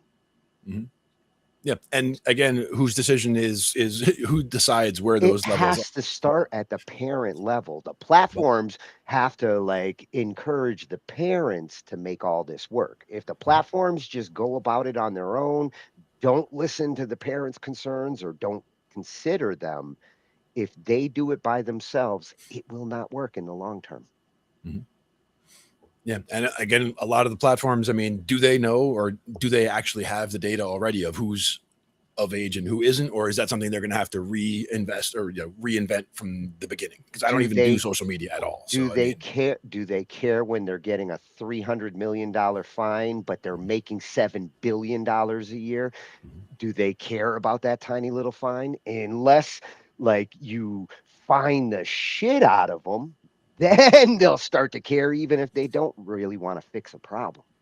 in some cases they try to get to those levels, but when you look at the actual amounts that are within the judge's purview to be able to change, like he can go up to this or as low as that, but there are limits to per incident or what have you. So they come up with some number of incidents and some amount per incident, and they can only get to so much of a number. But at the same time, yes, as you say, I mean, a big number like 300 million would shut down a small thing, but at something at 7 billion, Not probably a not so much. Facebook. Right, Facebook exactly. laughs at 300 million. Ha. Yeah. Mhm. We just spent that reading Mhm. this lawsuit. We spent that on coffee last year. uh, Interesting insight into what's going on in Europe there. And I do feel like it is a prelude to what you're going to start to see this year. This isn't something that's going to spread for more years. This year, a lot of this is moving into place. Indeed. Some of the laws have already been done. Yeah. And that's where it's laying groundwork for, the future stuff to go from there. And how well has the stuff that's been put out so far, how well has it worked? And has it been effective in what they're trying to do? Or do they need to make big changes in how they're coming up with these things? Yeah, you got to look at the results. Like, if Yeah. it's not working, try a different approach. Yeah. And speaking of recent laws that are changing the landscape of things, uh, this one fascinates me. Partly because it involves 3D printers, which is a technology that I think is really like ready for prime time. People are going to start getting them like they got inkjets 20 years ago. And Yeah, they've come down that much. Yeah.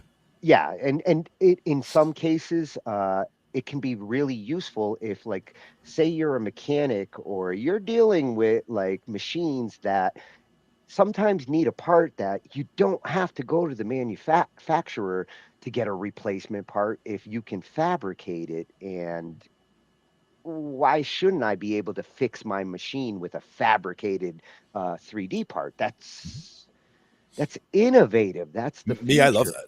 I love that. I mean, that's also rapid prototyping. You have an idea of how to fix something. You can make your own solutions, and you can make them out of sturdy materials. The problem I see is when you get to a certain level of how you can make 3D printed metal, for example, at this point. But how strong can it be? And you eventually are, I think we're going to come up to that point at some point in the video, but there you get to a point when it comes to 3D printing where you get to metal hardnesses that get you to a point where people could make firearms this way. And that's where you start running into problems. You don't even need metal for that. So Well, right. that's the scary thing. That's what actually triggered the last couple of years. If you've been paying attention when they first like started talking about these 3D printed guns, they can pass through metal detectors, and that freaked them out. Like, yeah, they were like, wait a minute, 3D printers were cool up until now, but this is scary. So I understand the motivation. Again, it's just like with the age ID stuff. But the approach, and that's why I picked this video. What's scary about the approach is it comes in disguised like we're dealing with this and we're trying to solve this, but the verbiage, uh if this had to do with music, Miss Crystal would have tore apart this law and been like, this is fucked up, this is fucked up, this is fucked up. What do you mean by media file? Because that's a lot of different things. A media file can be a lot of different things. Well, sure. Absolutely.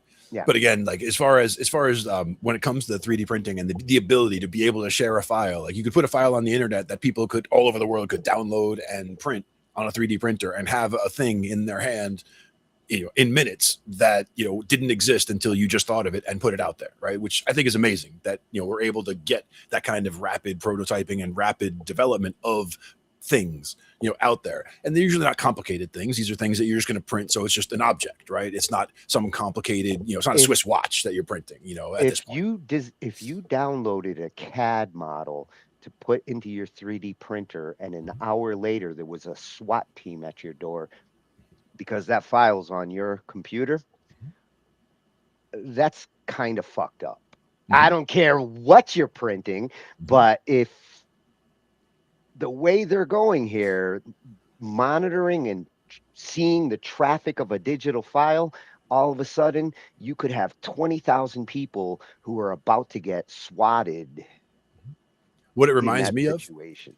It reminds me of when color printers got good enough to do currency, essentially. Like it's still, you don't have the right paper and you don't have the right ink and all of that kind of thing. But you remember when printers were just getting to the point where they were starting to get really good. And it's like, you can totally see people printing money.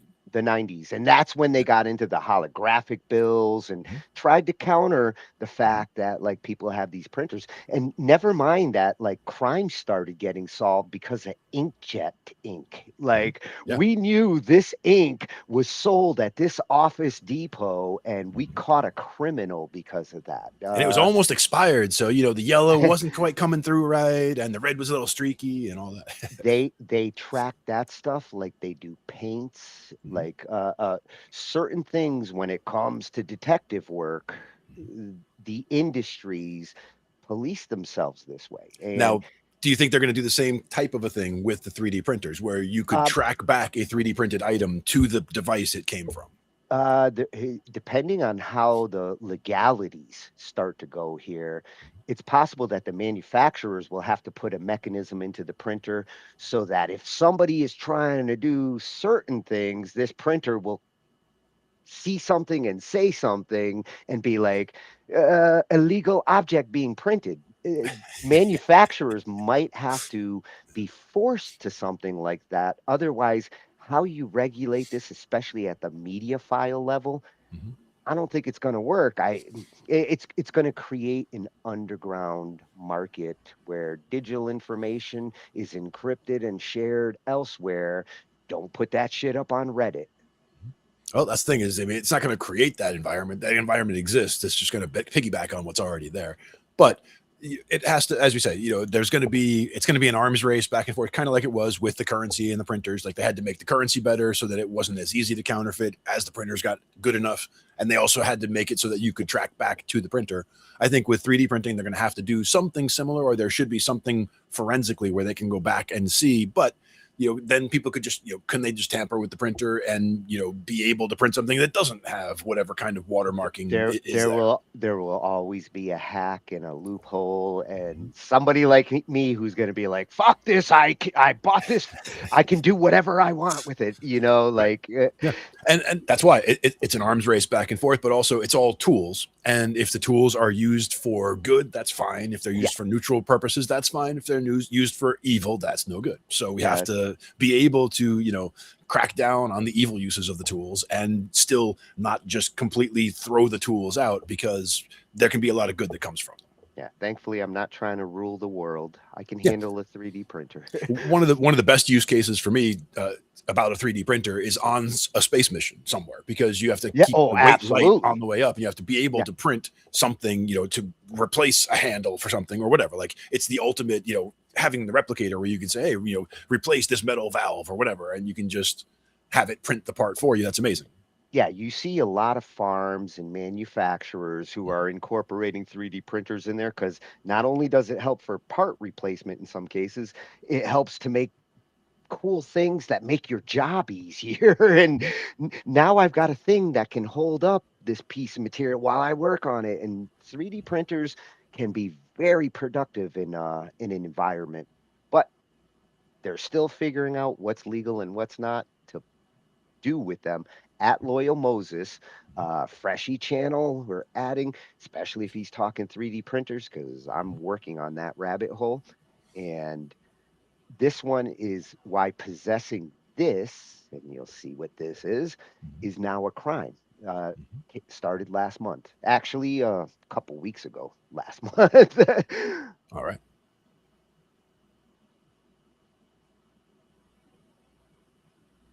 Imagine here for a moment that John Deere calls your state attorney general's office and that they believe that you have CAD files, like parts diagrams or repair schematics for equipment that you actually own. Now, it's something that you've downloaded from an internet forum so that you could fix your own machine or your own equipment without paying to go through a dealer. They want the state to do something about it, so the state shows up. And now those files that are actually on your hard drive, they're now the crime. Or think about Disney makes that call instead. Character models, scene renders, IP that you downloaded from a fan site and even forgot about. Now, right now, Washington doesn't have a clean mechanism for either of those type of phone calls. But with this newly signed law, they just built that. And before you decide that this doesn't affect you, that this is just a story about one state, this is already spreading, and it's bigger than most people realize.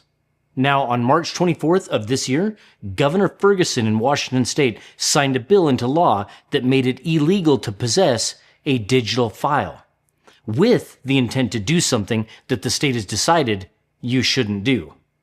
The bill was sold as a response to ghost guns, and for about 10 minutes, it kind of sounds like it is, but the architecture underneath of it doesn't care what kind of file we're actually talking about. The law says it's illegal in Washington to possess digital manufacturing code with intent to produce something prohibited, or with the intent to distribute that code to someone that the state hasn't approved. The crime, it isn't making anything. The crime is possessing a file while intending to do something with it. Now, that's not how file possession has worked in this country. And the fact that they aimed it at a politically unpopular target first doesn't mean it stays pointed there. Before this passed, there was a clause in the original version of the bill that said the mere possession of the code would presume criminal intent. You'd have to prove you are innocent in court. Now, they pulled that clause, it was called rebuttable presumption, because they knew it wouldn't survive a constitutional challenge. Because it inverts the burden of proof. You're not innocent until proven guilty, you're guilty until you explain yourself.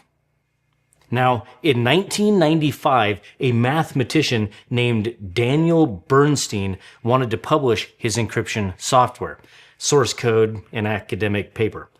The federal government classified this information, his code, as a munition. Now, they told him that he'd need to register as an arms dealer to share his own work.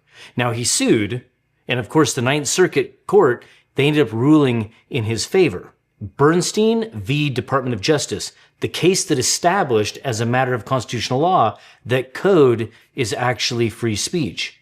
Not metaphorically, but constitutionally. The court found that there's no meaningful difference between computer language and any other language. Now, like music, like mathematics, the government cannot just impose a prior restraint on its publication. That is settled law. Washington just passed a law premised on the opposite. Now, the legal framework that Washington built is really this. If the state can define a category of file, attach a prohibited intent to it, and then criminalize its possession, they have a tool that really works on anything. Copyright enforcement, trade secrets, even medical records, and even source code for software that competes with a state contractor. Think about this for a moment. What about files that are related to a lawsuit that the government is involved in? This rabbit hole can get quite deep. Now, the bill targets firearm manufacturing code specifically. That's the stated purpose. That's the thing that it was sold as. But the mechanism doesn't require a firearm to function. It requires just a file, a prohibited intent, and a prosecutor that's willing to make that call. And there's really no forensic test for intent. There's no file header that says, I was going to use this illegally. Intent is what a prosecutor really decides what it is in front of a jury. And they've already found the file on your drive.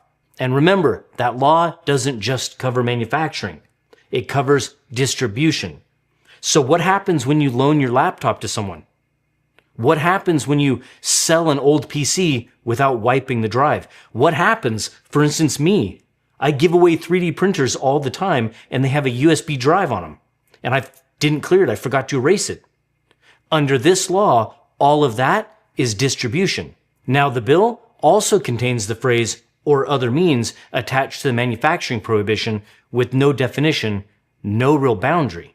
If you manufacture something prohibited by any method not already named, it's still covered. They wrote the expansion in before anyone even asked for it. Now, let me go ahead and address something that I get in the comments quite a lot. These files don't have a victim. There are already categories of digital files that are illegal. And those files have real crimes attached to them, real people who were harmed. That distinction exists for a reason, and it's an important one. But a CAD file, a design, a model, that file is speech. It's expression.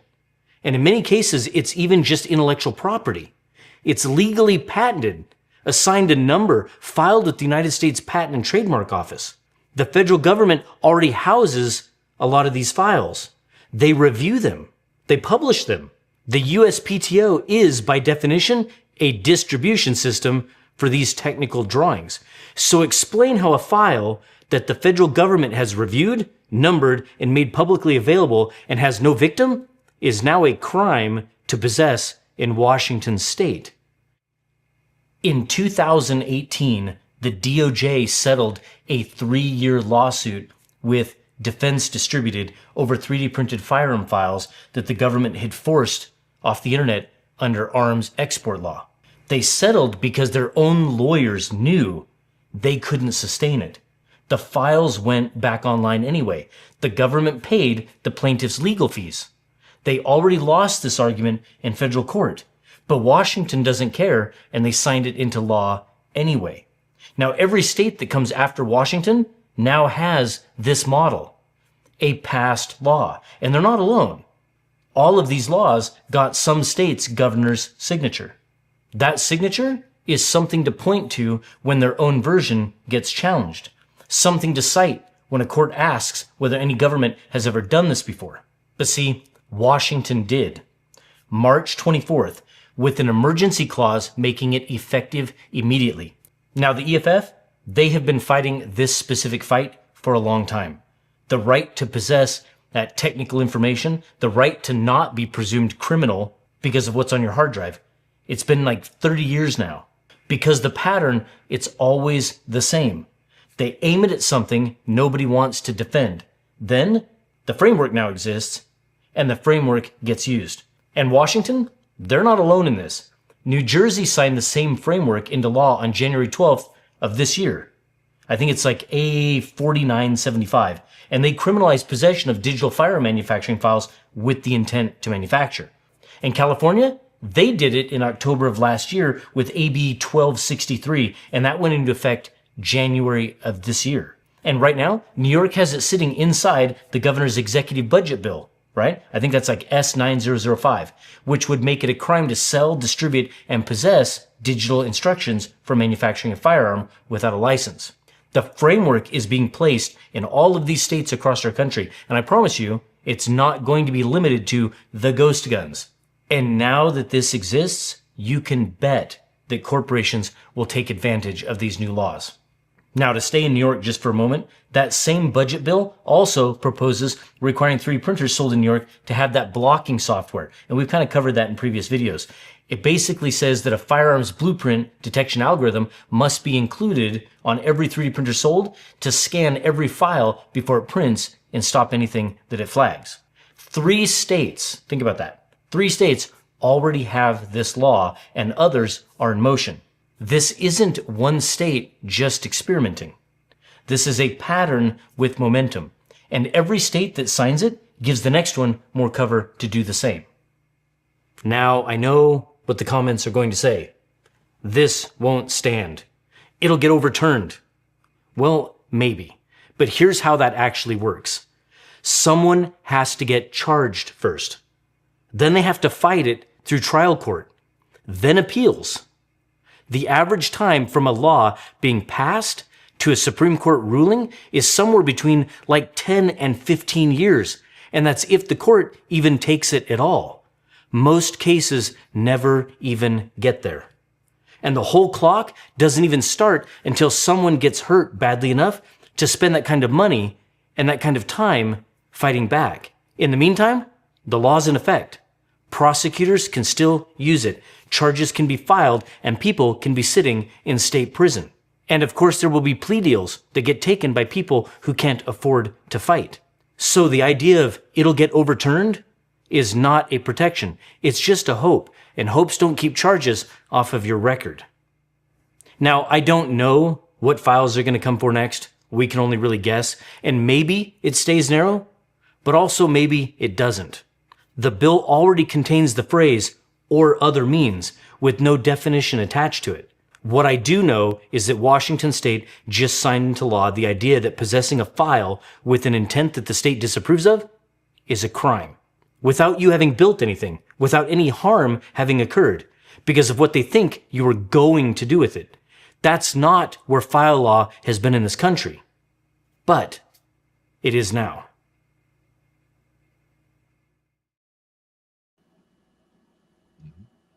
Damn it, Crystal got me all riled up, and now I'm fired. Now, I found it interesting that the one that he mentioned was about a tractor, right? And to me, thinking about farm equipment and how, the big farm equipment where, it could be a $10 million piece of farm equipment that's, driving around on the property, for their, not wanting you to be able to 3D print a part rather than, actually have the dealer work on it. I could see that being a different story than, 3D printing a part for like an old, 74 Mustang in your garage or whatever, there's. I think his biggest problem is that the language being used here to set these laws up is so ambiguous that it opens up the potential for all sorts of confusion, or like his example with Disney, if it goes from just printing something that we consider dangerous to, oh, you're printing a sculpture of something that looks like a mouse or a character. Um, Having the file is not the same as printing it. And his main point there is that they're enforcing it at the like ownership level of a file. That enforcement does not work. Believe me, we've gone through 40 years of industries trying to regulate bad files that are out there. There's a lot of bad files on the internet, but people getting them on their computer, whether they meant to get them on their computer or whether they just went to the wrong web page, you can't enforce like this. It doesn't work. Well, the question enforce is a good question because, again, going back to your mouse example right there, let's say, for example, you have a 3D printer and you see a file that you like and it's, it is of that mouse, and you say, hey, I'm going to print that. And you do. And your printer doesn't stop you. You printed it. You have it. Fine. You didn't go out and sell 10,000 units, but they have the law in place so that if all of a sudden you decided to sell to make 10,000 units of this and start selling it and have it branded however you're branding it, Well, now they won't come after. and there's already checks and balances in there. If you're selling Mickey Mouse knockoffs on a web page and you're actually producing money and making sales, multiple levels of checks and balances there are going to be checking you and selling like it's like selling the fake purses and jewelry on the streets situation. You need to get permits to do things. You need to explain why you made this much money this year. One way or another, something will check that. They don't need to worry about that level of 3D printing files to enforce this. In the handbag example, if you sat there and made your own Chanel handbag from parts that you had in your own house and you walked around with it, that's fine. But if you made 10,000 of them and you started selling units of them, again, that's where the problem comes in. And that's what they're trying to protect against. If they look like Chanel handbags, but they don't have the logo, there's plenty of girls who are happy to buy the knockoffs and the fakes because they look like Chanel. They just don't have the logos. If you want to pay for the logo, then go buy that product. But if you just want a handbag that looks a certain way, Chanel can't really brand their handbag like that. They can brand their logo on the handbag. That's what makes it authentic. But again, my point is that you can see how an individual doing something with a file on their computer for their own amusement is not what's going to trigger the government to come to their house and take the file off their machine and put them away in prison for 15 years. What they're looking for is to set up a legal framework so that they can shut down a place that is trying to sell a bunch of knockoffs. And as you said, there are mechanisms in place for that already, but this is getting to the 3D printing side of it. The way they're approaching it with the guilty until you prove you're innocent approach. Well, that part they took out of me off as much as him. I'm like, when they do this, this is against my constitutional rights. If you make me guilty until I prove I'm innocent. Depending on the files. Now, if we're talking about the gun files, the ghost gun files, that is something where I could see that being criminalized, especially in a state like, but to New his Jersey, point, the California. ghost gun files are now going to give them justification to go on to every computer out there because we're looking for something. So not only are you going to have to identify yourself when you log in your operating system, but everything on that drive is indexed and sent to somewhere so they can check to see if you have this shit. Well, that wasn't what I read from that, and that would be a little bit too much back and forth with traffic. It's the only way to effectively enforce this kind of law. No, they were talking about putting a check in the printer itself, like talking to the print manufacturers of the 3D printers, saying that there has to be AI in the printer so that if it sees something that looks like it could be that, it triggers something that makes it so that it won't print that. That's what they were saying. So it was at the printing point, not at the point of owning the file. But by possessing the file, it is, I mean, if it is a file that allows you to print something like that, then the possession of it could be a crime in a place where it's already illegal to have weapons, of certain types anyway. How would you feel if your laser printer was calling to a mothership and letting them know every single thing that that printer does or prints? And guess what? That printer is also connected to the network, so it knows every file that's on that computer that sent it something to print. And And again, it's not just looking at text files, it's looking at everything.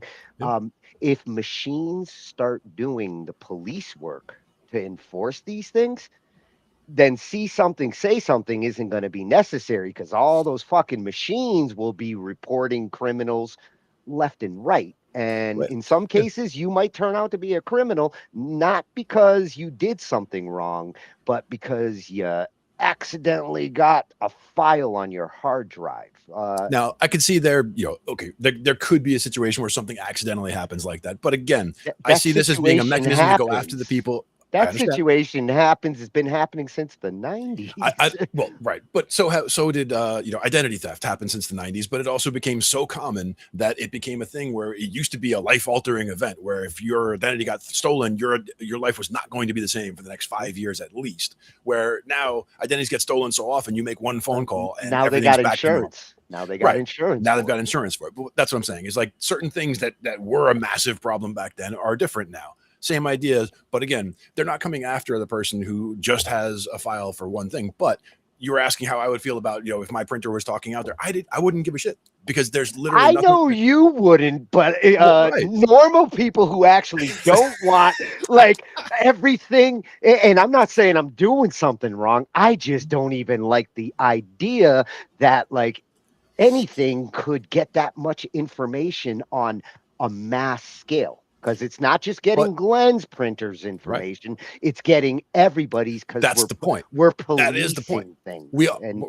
Because there's going to be a couple of blips on the radar. Like, as you said, my computer is not what they're interested in. They'll look at what's on my computer. They'll say there's nothing to see here, and they'll move on. And that's fine. Then they'll get to a machine that has a million bad files on it. And all of a sudden they say, that's a place we need to go raid. I understand that there's different levels of things that they're going to find. When you say how I feel about them coming in, like, seeing what's on my machine, I'm fine with that. I wouldn't do anything on my machine or put anything into an email or a text that I wouldn't read in front of my family or in front of a judge. That's the way I operate. That's me. If they were scraping your device just for like routine call, we're just checking to make sure these devices don't have anything illegal. If they go to your device and they don't find anything on there, but they're still going through their routine call, and they take all your contact list and everybody you associate with, and guess what? Now the people you're connected to, we're checking on this individual. We didn't find anything, but let's go see if anybody he's associated with does. And same procedure, digital back end procedure, you're not being faced with a permit or anything. Is this the way we're going to go in order to enforce this kind of shit? Why were they looking on enforce this unless you do stuff like that? Well, why are they looking at my machine in the first place? And why are they then looking at a connection from me to some other machine? They want to look at every device. They want to know every file on everything. How can we have a safe internet if we can't check what's they already they already can't, like, when it comes to YouTube, there are so many hours of video uploaded every day that there is no physical way anybody could watch all of that content before it goes out there, right? So they have algorithms that do all that stuff. The same idea goes here. You're talking about having people on staff to look at every file on every machine everywhere? No, it's algorithmic, right? It'll be AI which will fuck up, and everybody will complain like, AI sent me to jail. I didn't do anything wrong. This AI doesn't know what the fuck it's looking for. AI could be flagging things, and then people should be following them up. And again, it's not the single file that is somewhere here that hasn't been accessed in 15 years that they're worried about. They're worried about the machines that are looking to send these files out to places to, arm an entire group of people, for example, would be the kind of thing they're worried about. Hopefully they're correlating the activity and the history there with the file itself. Like you said, if the file's never been opened in 15 years, then you can't prove this person printed anything with that file. Well, let me ask you this also: is if this is specifically about certain types of weapons and 3D printing, what happened? What about how sharp could you make something that you 3D print? As an example, Well, you could 3D print things that are knife-like, sword-like, whatever. There are many things that you could do that would not fall under that category that would still be potentially dangerous. And if you had these files on your machine, it could be something that you're making on contract for someone as an art thing to hang on a wall, right? Yeah, if I want to make a sword, I don't need a 3D printer. Right. Well, you don't need one, but I mean, if you did have a 3D print, to do parts of it or whatever, like, part of your design, is that something that's going to look for as well? And is that going to be a problem as well? If you're making a movie prop, hey, we're making the next Conan movie, and I want a sword that looks just like that. If you use 3D printing to design some of that, make the sword out of the metal. Would that be like the Disney situation where you can't make that Conan looking sword? You're going to have to change that shape a little bit. Well, Otherwise, that's why I don't see that design is a no design. It's copywritten. Yeah, and again, I don't see it as anything coming in to look at every file everywhere to see about these things. I see it as they're basically trying to build a gate into the 3D printer to stop it from printing things that are of certain categories, which again is difficult because I'm sure there are legitimate things you could want to print that could be turned into something like that. So I mean, I think it's exactly what he said at the beginning, where this is an entryway law that certain states and certain legislators think like, let's test the waters here with these laws. This is an entry level law to a bigger problem than just ghost guns. This is not just about ghost guns. That's the distraction at the beginning with these initial laws. See, I don't see it as a distraction at all. I see it as a legitimately large problem. It's the one thing that you're going to get most people to be like, yes, of course, we don't want like people just producing guns. We're trying to regulate them. We're trying to make sure that like people who should have guns have them and people who shouldn't don't. And it appeals as a law like that. But you gotta do like Miss Crystal and actually look at all that fine writing in there, because that disambiguous verbiage, you know what happens when you set precedences, but you're not clear about what you're talking about. Those precedences can turn into fucked up laws afterwards that more likely shouldn't have been made. If the laws aren't well thought out, or if they're not well designed, or if they can't stand on the way that they're written, then there will be challenges, and those challenges will get that law looked at by a circuit court, which could then overturn it and or allow them to modify it. So, I mean, I understand if it is a badly written law, or if it does have things that we're not sure about, these are things that can be turned over, but it's things that, as he said, someone has to actually be harmed by something and then, go to jail and then, appeal and then, go up the steps. So there have to be things, but they did have to get something on the books because, again, a lot of these states, if they didn't put anything on the books and all of a sudden, somebody comes up with a 3D file, which I'm sure they already exist, but a 3D file to print something like that, and they could send it out and just boom into a forum everywhere. And now anybody who has a printer of this level or higher can just print one and have it. That's not a good thing, right? So they have to try to do something. So I get that they had to try to do something. It might not be worded well. It might not be ideal, but by starting somewhere, they could now have a baseline and start having conversations about whether to push it further, more strict, or pull it back some. When it comes to senators and Congress people, a lot of them are lawyers. So they're usually pretty good at coming up with new laws and establishing them, because a lot of them are lawyers. First and foremost. And when it comes to the verbiage, a lot of them, I mean, when it comes to ambiguity, they keep it as open as they can until they have to make it specific. Sometimes it's because they can't describe it, and sometimes it's because they don't want to describe it. And sometimes they're trying to describe something that's going to modify over time. I mean, the 3D printing problem isn't restricted, as you said, to ghost guns. It is going to be a big problem with other things going forward as well. Well, eventually, just like we copyright songs and movies and things, they probably will start to copyright like being able to sculpt a famous character and sell your own Mickey Mouse, sure, that's a Mickey Mouse knockoff. I could see Disney like nipping that in the bud. Right. But you could take a mouse of a different design and have whatever kind of things you want and make your own character. And they can't just Yes. say, "Oh, it won't print any mouse." If he's not wearing his trademark shirt or like just like with the music, a little modification here and a 145 is no longer that song. It's now my song. Exactly. You got to throw that little bit of, whatever to make it your own, and then it's different. But again, I turned my 4 into red and it's not blue. But in the initial example, again, in what this was really in response to, when it comes to the ghost guns, like changing it from, printing out to the way it was to changing it to print that has a little, thing sticking off the end isn't going to change the fact that it's still that kind of a device. And they wanted to nip that in the bud because they can't have access to that kind of device just, out there to anybody who has a printer. In other similar situations, it's not just about like being able to print a gun. Bump stocks and things, gun modifications, exactly, and things like that are another. Like we will make laws about this, and right. And again, those laws aren't to going back to that, like that thing in right there. Like if they had a file to make that and it's sitting on your computer, is that something that would be illegal already? Because the device itself would be illegal. Would the plan for it be illegal? There's generally good intentions in these laws, but you do understand why, like, some of us are going to be like, I know most of this is good intentions.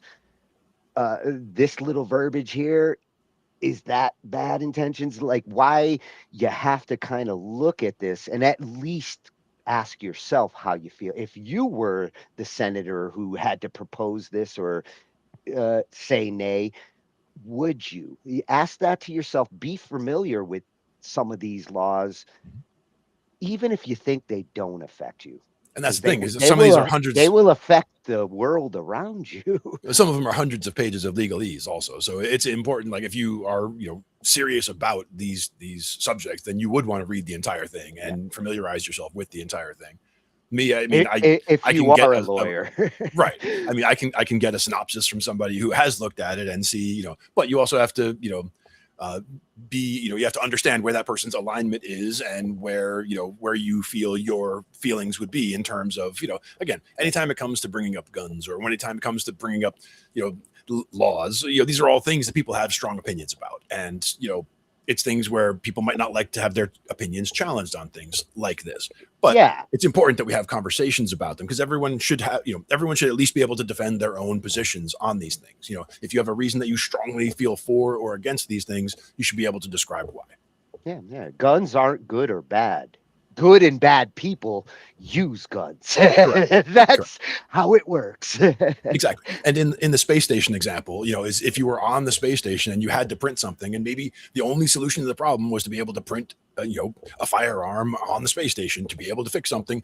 Oh, my printer won't do it. It's telling me it's going to call the feds. There are situations where even something that should be blocked in general might need to be allowed for a certain purpose, Elon, if you're sending me to Mars, I want a really cool 3D printer. And all the bells and whistles. I'm going to be checking back here because he is a 3D printing guy. He's fighting a good fight here, just like Crystal with the AI at Loyal Moses.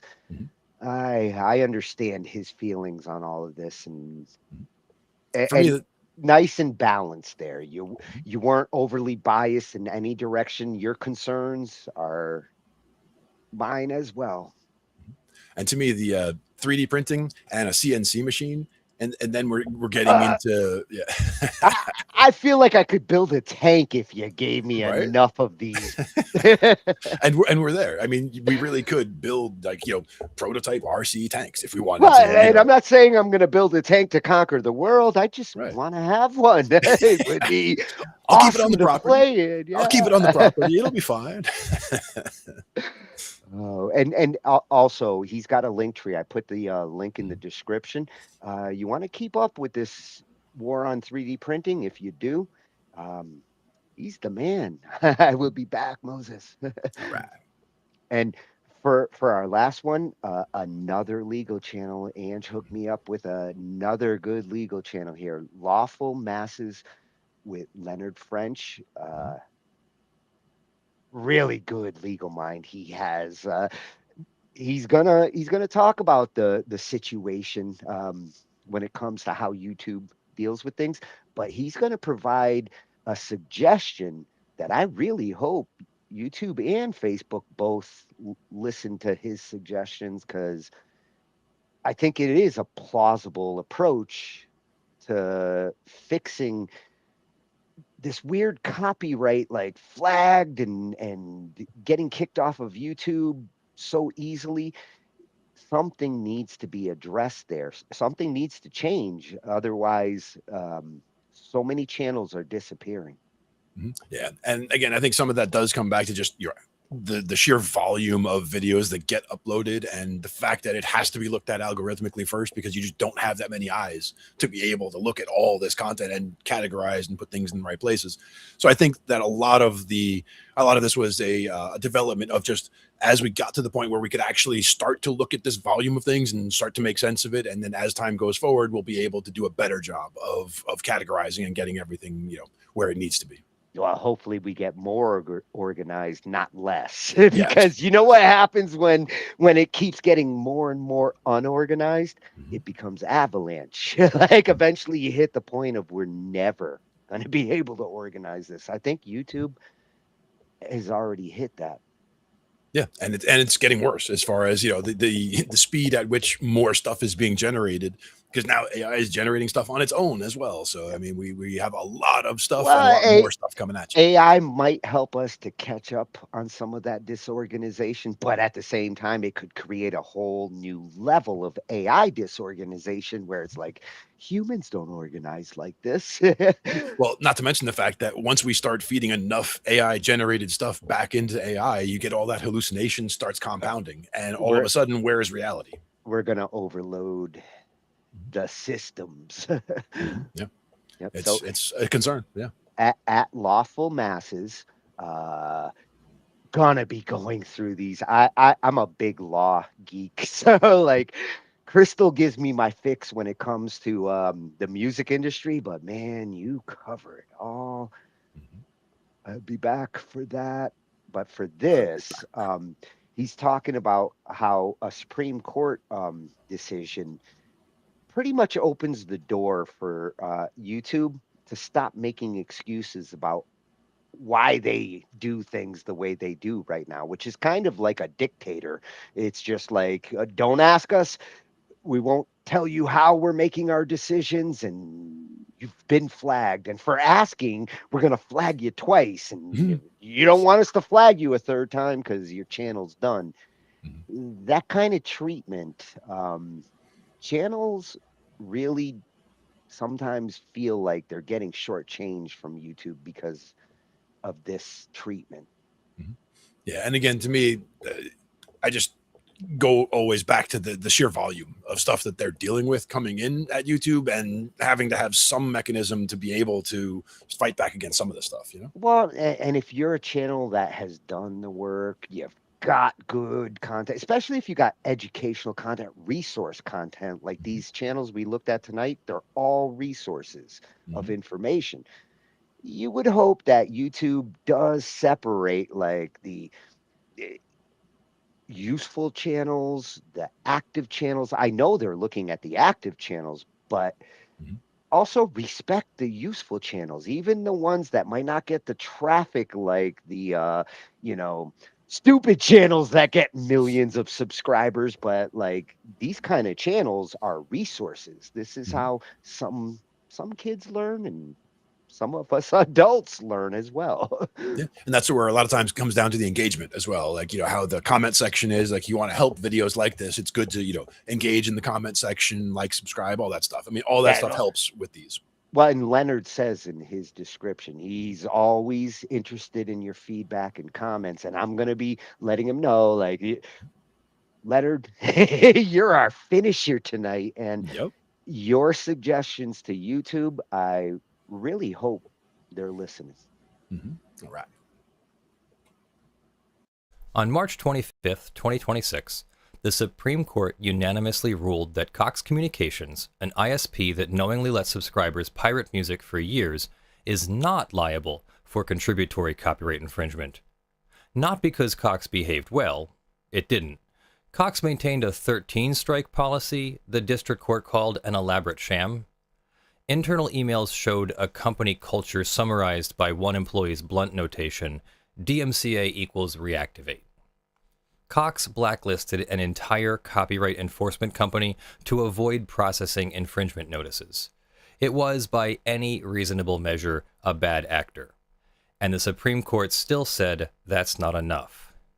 Cox Communication versus Sony Music Entertainment held that providing a general-purpose service with knowledge that some users will infringe copyright is not contributory infringement. Period. Liability requires something more, either active inducement of infringement or providing a service that is designed for infringement and lacks substantial lawful uses. Internet access is neither. The court dismantled the knowledge plus material contribution framework that lower courts had applied for over 50 years and replaced it with a two-track test that general-purpose platforms will almost never fail. This is a case about an ISP, but its most important consequences are for you and YouTube. Why YouTube's 3 strikes policy exists and why the reason just evaporated. YouTube's 3-strike copyright system is not a product of altruism or corporate responsibility. It is a compliance mechanism built to satisfy a single statutory provision, 17 U.S.C. Section 512I, which conditions the DMCA safe harbor on having a policy that provides for the termination in appropriate circumstances of subscribers and account holders who are repeat infringers. The logic was straightforward. Without DMCA safe harbor, YouTube faces secondary copyright liability for the content its users upload. To keep the safe harbor, YouTube must terminate repeat infringers. To demonstrate it terminates repeat infringers, YouTube built the 3-strike system, 3 copyright strikes in 90 days, and your channel is permanently deleted, along with every video you ever uploaded and every subscriber you ever earned. Before Cox, this was load-bearing architecture. The DMCA safe harbor was the wall between YouTube and potentially ruinous copyright lawsuits. The 3-strike policy was a brick that held up that wall. Lose that safe harbor, face the lawsuits. Simple.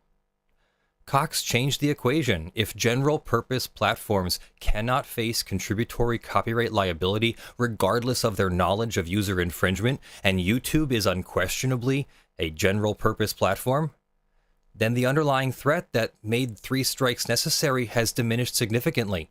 The DMCA safe harbor is still valuable to YouTube because YouTube hosts content and faces potential direct infringement claims, but the contributory liability sword that hung over the platform's head, the Supreme Court just sheathed it. Cox's own attorney conceded at oral argument that after this ruling, the safe harbor provision wouldn't do anything at all for conduit ISPs. For hosting platforms like YouTube, the safe harbor still matters, but it matters less. And the 3-strike policy that was built to protect it, YouTube now has room to rethink it from the ground up. The human cost of 3 strikes. To understand why this matters, you have to understand what the current system does to real people.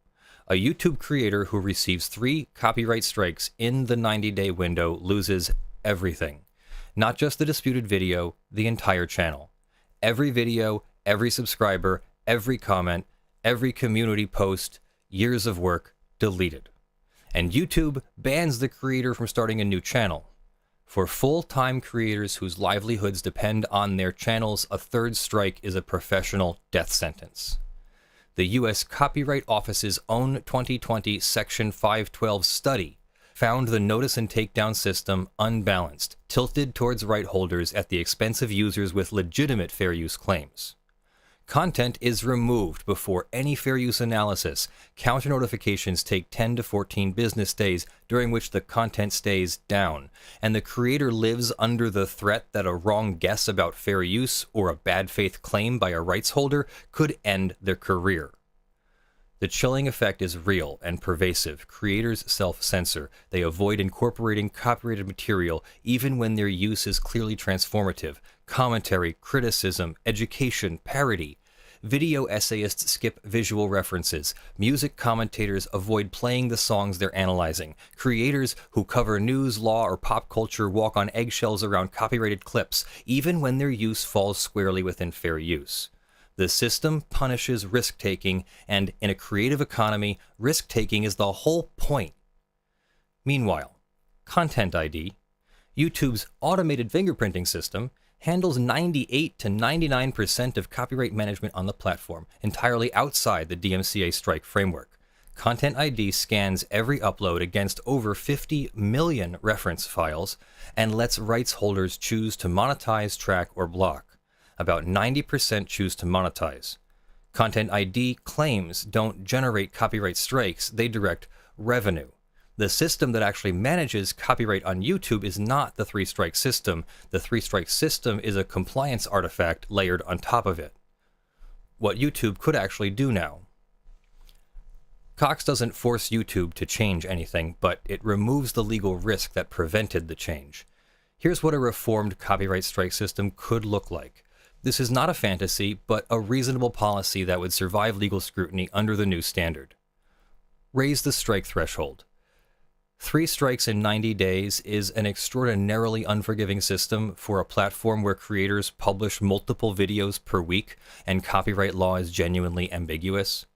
A 5-strike or even 7-strike system would give creators meaningful breathing room while still allowing YouTube to terminate persistent, deliberate infringers. The statute requires only that the policy provide for termination in appropriate circumstances. It does not prescribe a number. Courts have accepted policies far more lenient than YouTube's current one. In Capitol Records v. Vimeo, the court found Vimeo's policy reasonable even though it treated multiple notices arriving within a 3-day window as one incident. Reduce the current strike window. The current 90-day window means a creator who receives 2 strikes in January starts each new video in February knowing a single additional claim, even a frivolous one, will destroy their channel. Reducing the window to 30 days would reduce the pressure without eliminating accountability. It would also align better with the reality that copyright disputes are slow. Require fair use screening before a strike issues. This is the most consequential reform, and the hardest to implement. Under the current system, a DMCA takedown request generates a strike immediately. Fair use is only considered after the fact if the creator files a counter notification. This is backwards. The Ninth Circuit held in Lentz v. Universal Music that rights holders must consider fair use before sending a takedown notice, but there's no enforcement mechanism, and rights holders routinely ignore this obligation. YouTube could build one. Before a formal strike issues, YouTube could flag the claim for a fair use review, automated or human, and withhold the strike if the use appears transformative. This would require investment, but YouTube already employs thousands of content moderators and has sophisticated content analysis tools. You could separate the Content ID and the strike system entirely. Content ID claims already don't generate strikes, but the two systems interact in ways that create confusion and fear. A bright line separation with clear communication to creators that automated Content ID matches can never lead to a channel termination would reduce the chilling effect significantly. You could adopt neutral third-party dispute resolution. PEX has already partnered with WIPO's Arbitration and Mediation Center to provide exactly this for copyright disputes. YouTube could integrate a similar system, replacing the current framework where the accusing rights holder effectively decides the outcome. A neutral arbiter, considering both the claims and the fair use defense before a strike is confirmed, would be a structural improvement over the status quo. None of these reforms would violate Section 512I. The statute requires a policy that terminates repeat infringers in appropriate circumstances, not necessarily a 3-strike policy or a 90-day window or immediate termination upon a third complaint. Courts have consistently held that reasonable implementation is a flexible standard. And after Cox, even if a court found YouTube's reformed policy didn't satisfy Section 512I, the contributory liability exposure that made the safe harbor essential has been dramatically reduced. What this could mean for content creation? If YouTube moved in this direction, the effects would ripple across the entire creator economy. YouTube is the platform that sets the standard. Its copyright policies influence how every other platform structures its own systems: TikTok, Instagram, Twitch. A more forgiving strike system would unlock categories of content that are currently too risky to produce at scale. Long-form video essays that analyze copyrighted films, music, and art, the kind of content that is almost always fair use but frequently triggers claims, would become safer to create. Music commentary and reaction content, which currently operates in a gray zone where a single aggressive rights holder can threaten a creator's entire career, would have more room to breathe.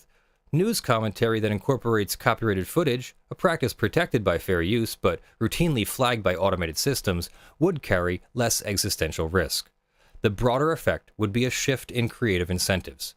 The current system rewards creators who avoid copyrighted material entirely, who make content in a vacuum, disconnected from the broader culture they're commenting on. A reformed system would reward creators who engage with copyrighted works in transformative ways, exactly the kind of creative output that copyright's fair use doctrine is designed to protect. The law already says this content is legal. The platform's enforcement system just hasn't caught up. There is a reasonable counterargument. Rights holders worry that relaxed enforcement will increase piracy and erode the revenue streams that fund creative work in the first place. This concern's not frivolous. The Content ID monetization system generates billions of dollars for rights holders annually, and it depends on a credible enforcement backdrop.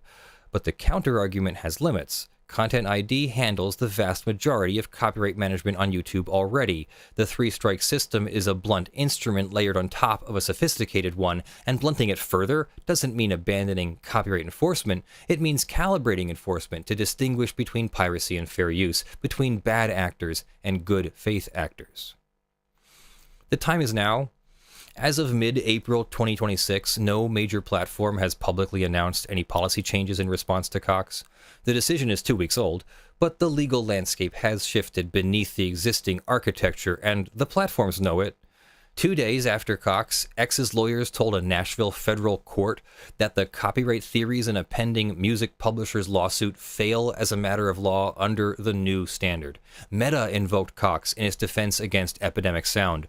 The court issued a GVR order vacating a $46.7 million verdict against Grande Communications, another ISP, and the record label's $2.6 billion suit against Verizon faces the same headwinds.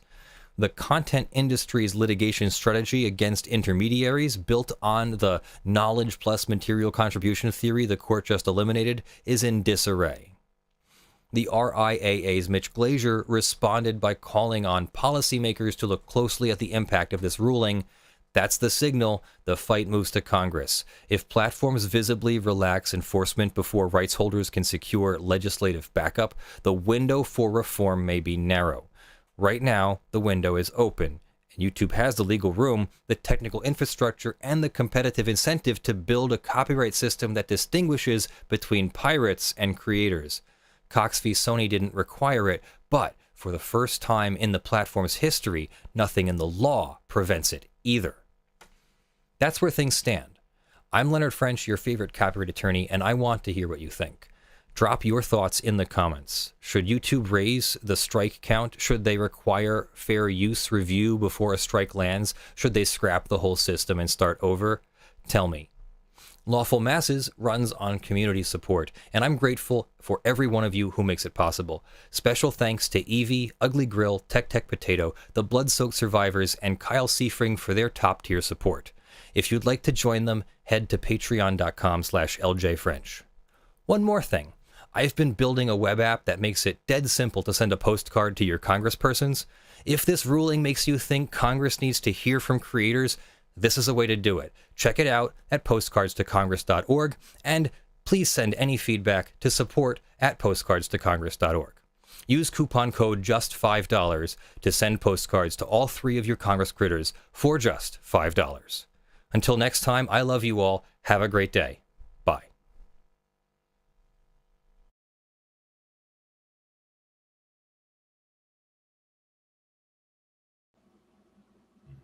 Oh, and I did check out that Postcards to Congress app, Leonard. That's genius. I love it because I have some postcards to send. Not only that, but Kitty's sending a postcard right now. Yeah, she's like, this one really riled me up. She got some feelings on YouTube. Big time. She's got some postcards with good patterns she wants to send. Well, and his message to YouTube there, they have a moment of opportunity um, to, they are the standard bearer when it comes to video media. They are the new cable box for a lot of people.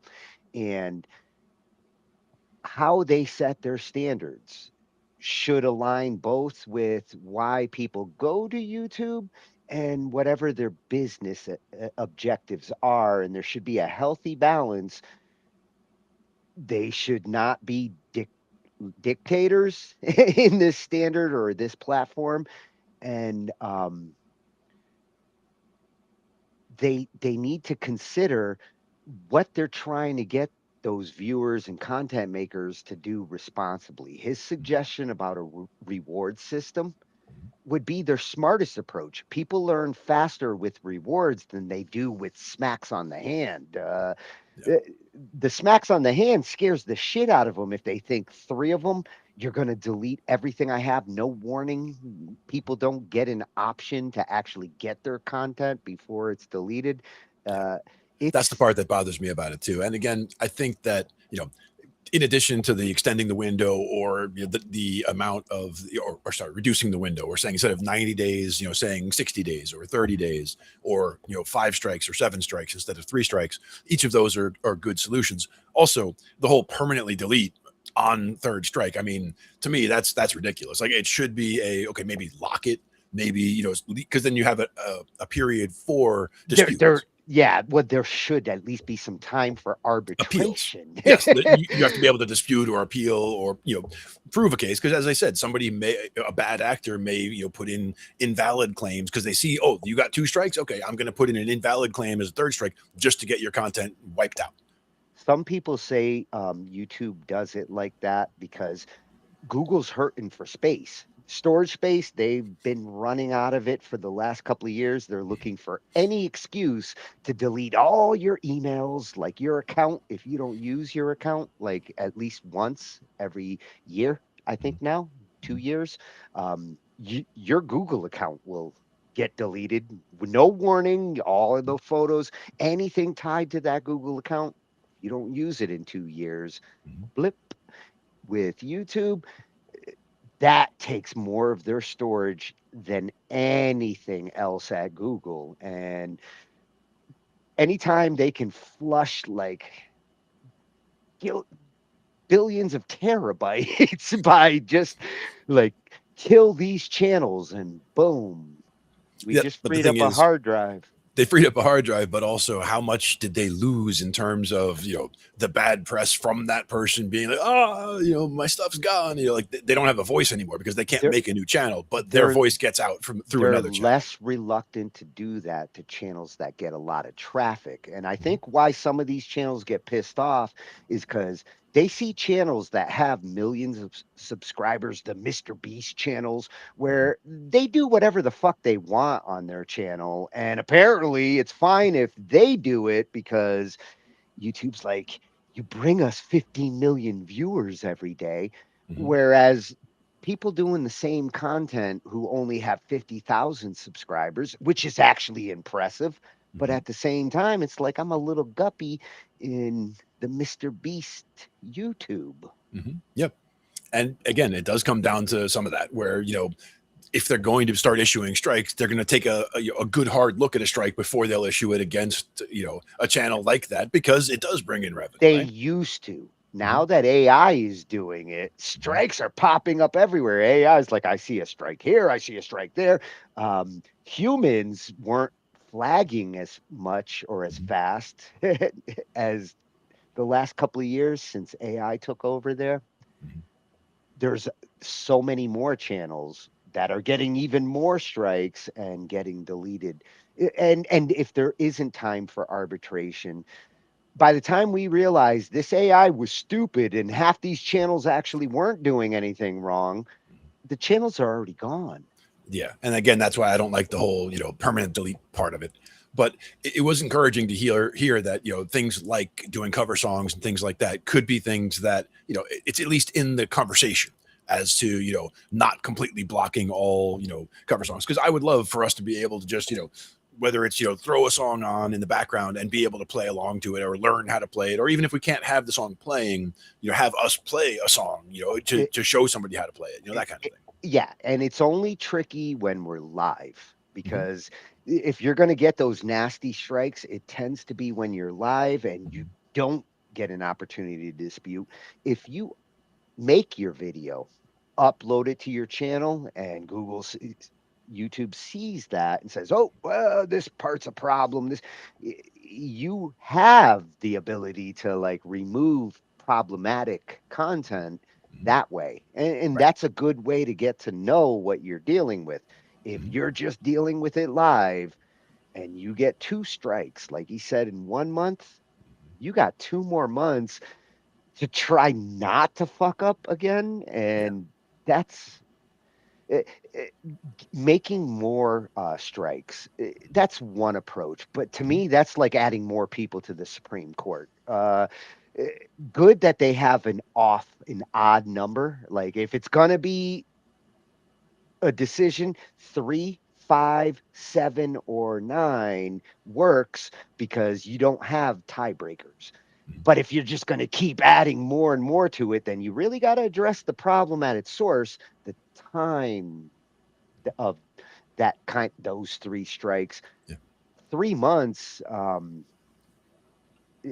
if we look at it, if we look 6 at month, both, 12-month window should be considered just to really, YouTube should get to know the channel.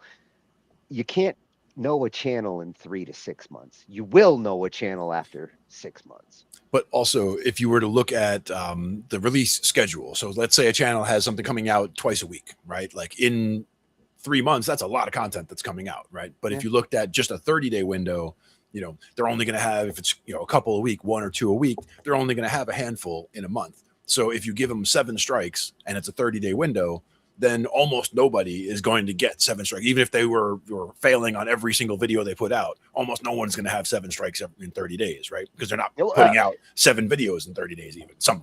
So it's finding the balance point, right? We have 5 nights of shows and every show is a little different. So like what might happen on one or the other, it's a miracle. We've never been nailed with. Ange is so like good at making sure that the things we're doing aren't gonna get like insta strikes live. Right. And that's the thing. We have to work around that by not doing certain things that we would otherwise do if we could. We would be doing music live a lot of the time, but we would love to be doing some cover songs. And that's something that's not as easily handled. Yeah. Well, it's tricky. Yeah.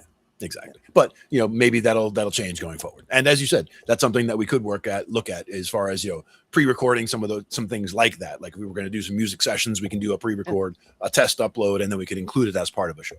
Yeah. Yeah. Ange will test it. Exactly. She got awesome tools. She's got an awesome set of tools.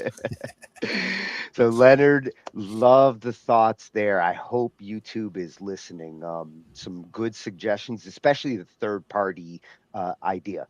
I think eventually the World Internet Forum, they're going to have to develop a kind of copyright court system that is built off of representatives like you, smart people, and like the judges could be our peers. They could be those who understand the industry, and it would be better than letting AI figure it out for us. Like even a community,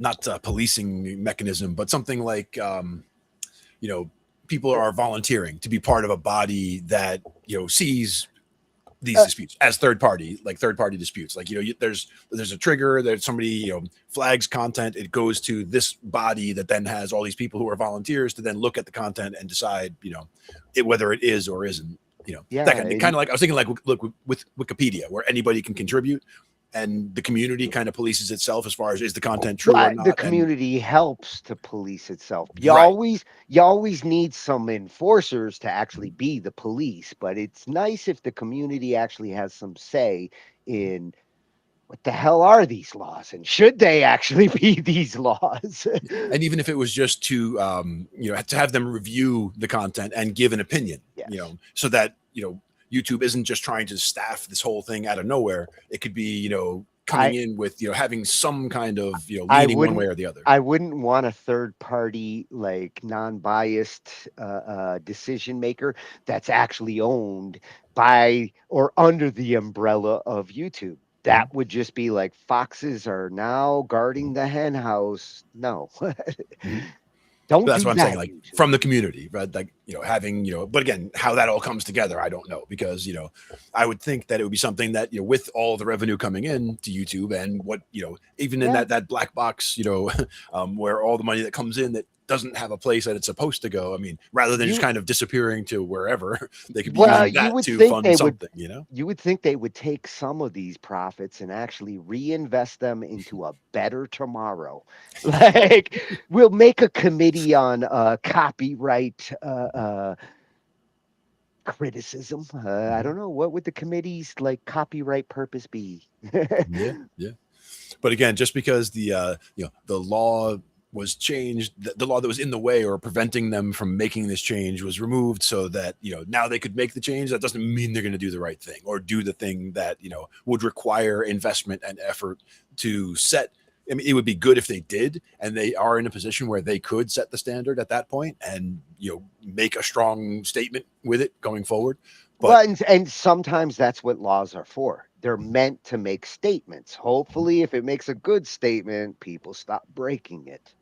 well, and again, we're still, you know, wading into new territory here. We're getting some laws on the books that have to do with AI. I mean, there really weren't any for a long time because AI wasn't a thing or wasn't a thing that needed to be legislated against or for. But there needs to be framework in place at this point. So we do need to get some kind of precedents in the book and some kind of, you know, laws that get tested and challenged and upheld or overturned. You know, I mean, these things have to happen as part of the process, but it won't all happen quickly. We're going to need a bigger book for AI. I think they need a bigger Gonna book. take some space. Not for sure. And Leonard, I will definitely be looking to see if you got some AI stuff, because when we do our AI nights, legal, this is where the legality of things, the most is changing in that arena. For sure. We will be back. Indeed.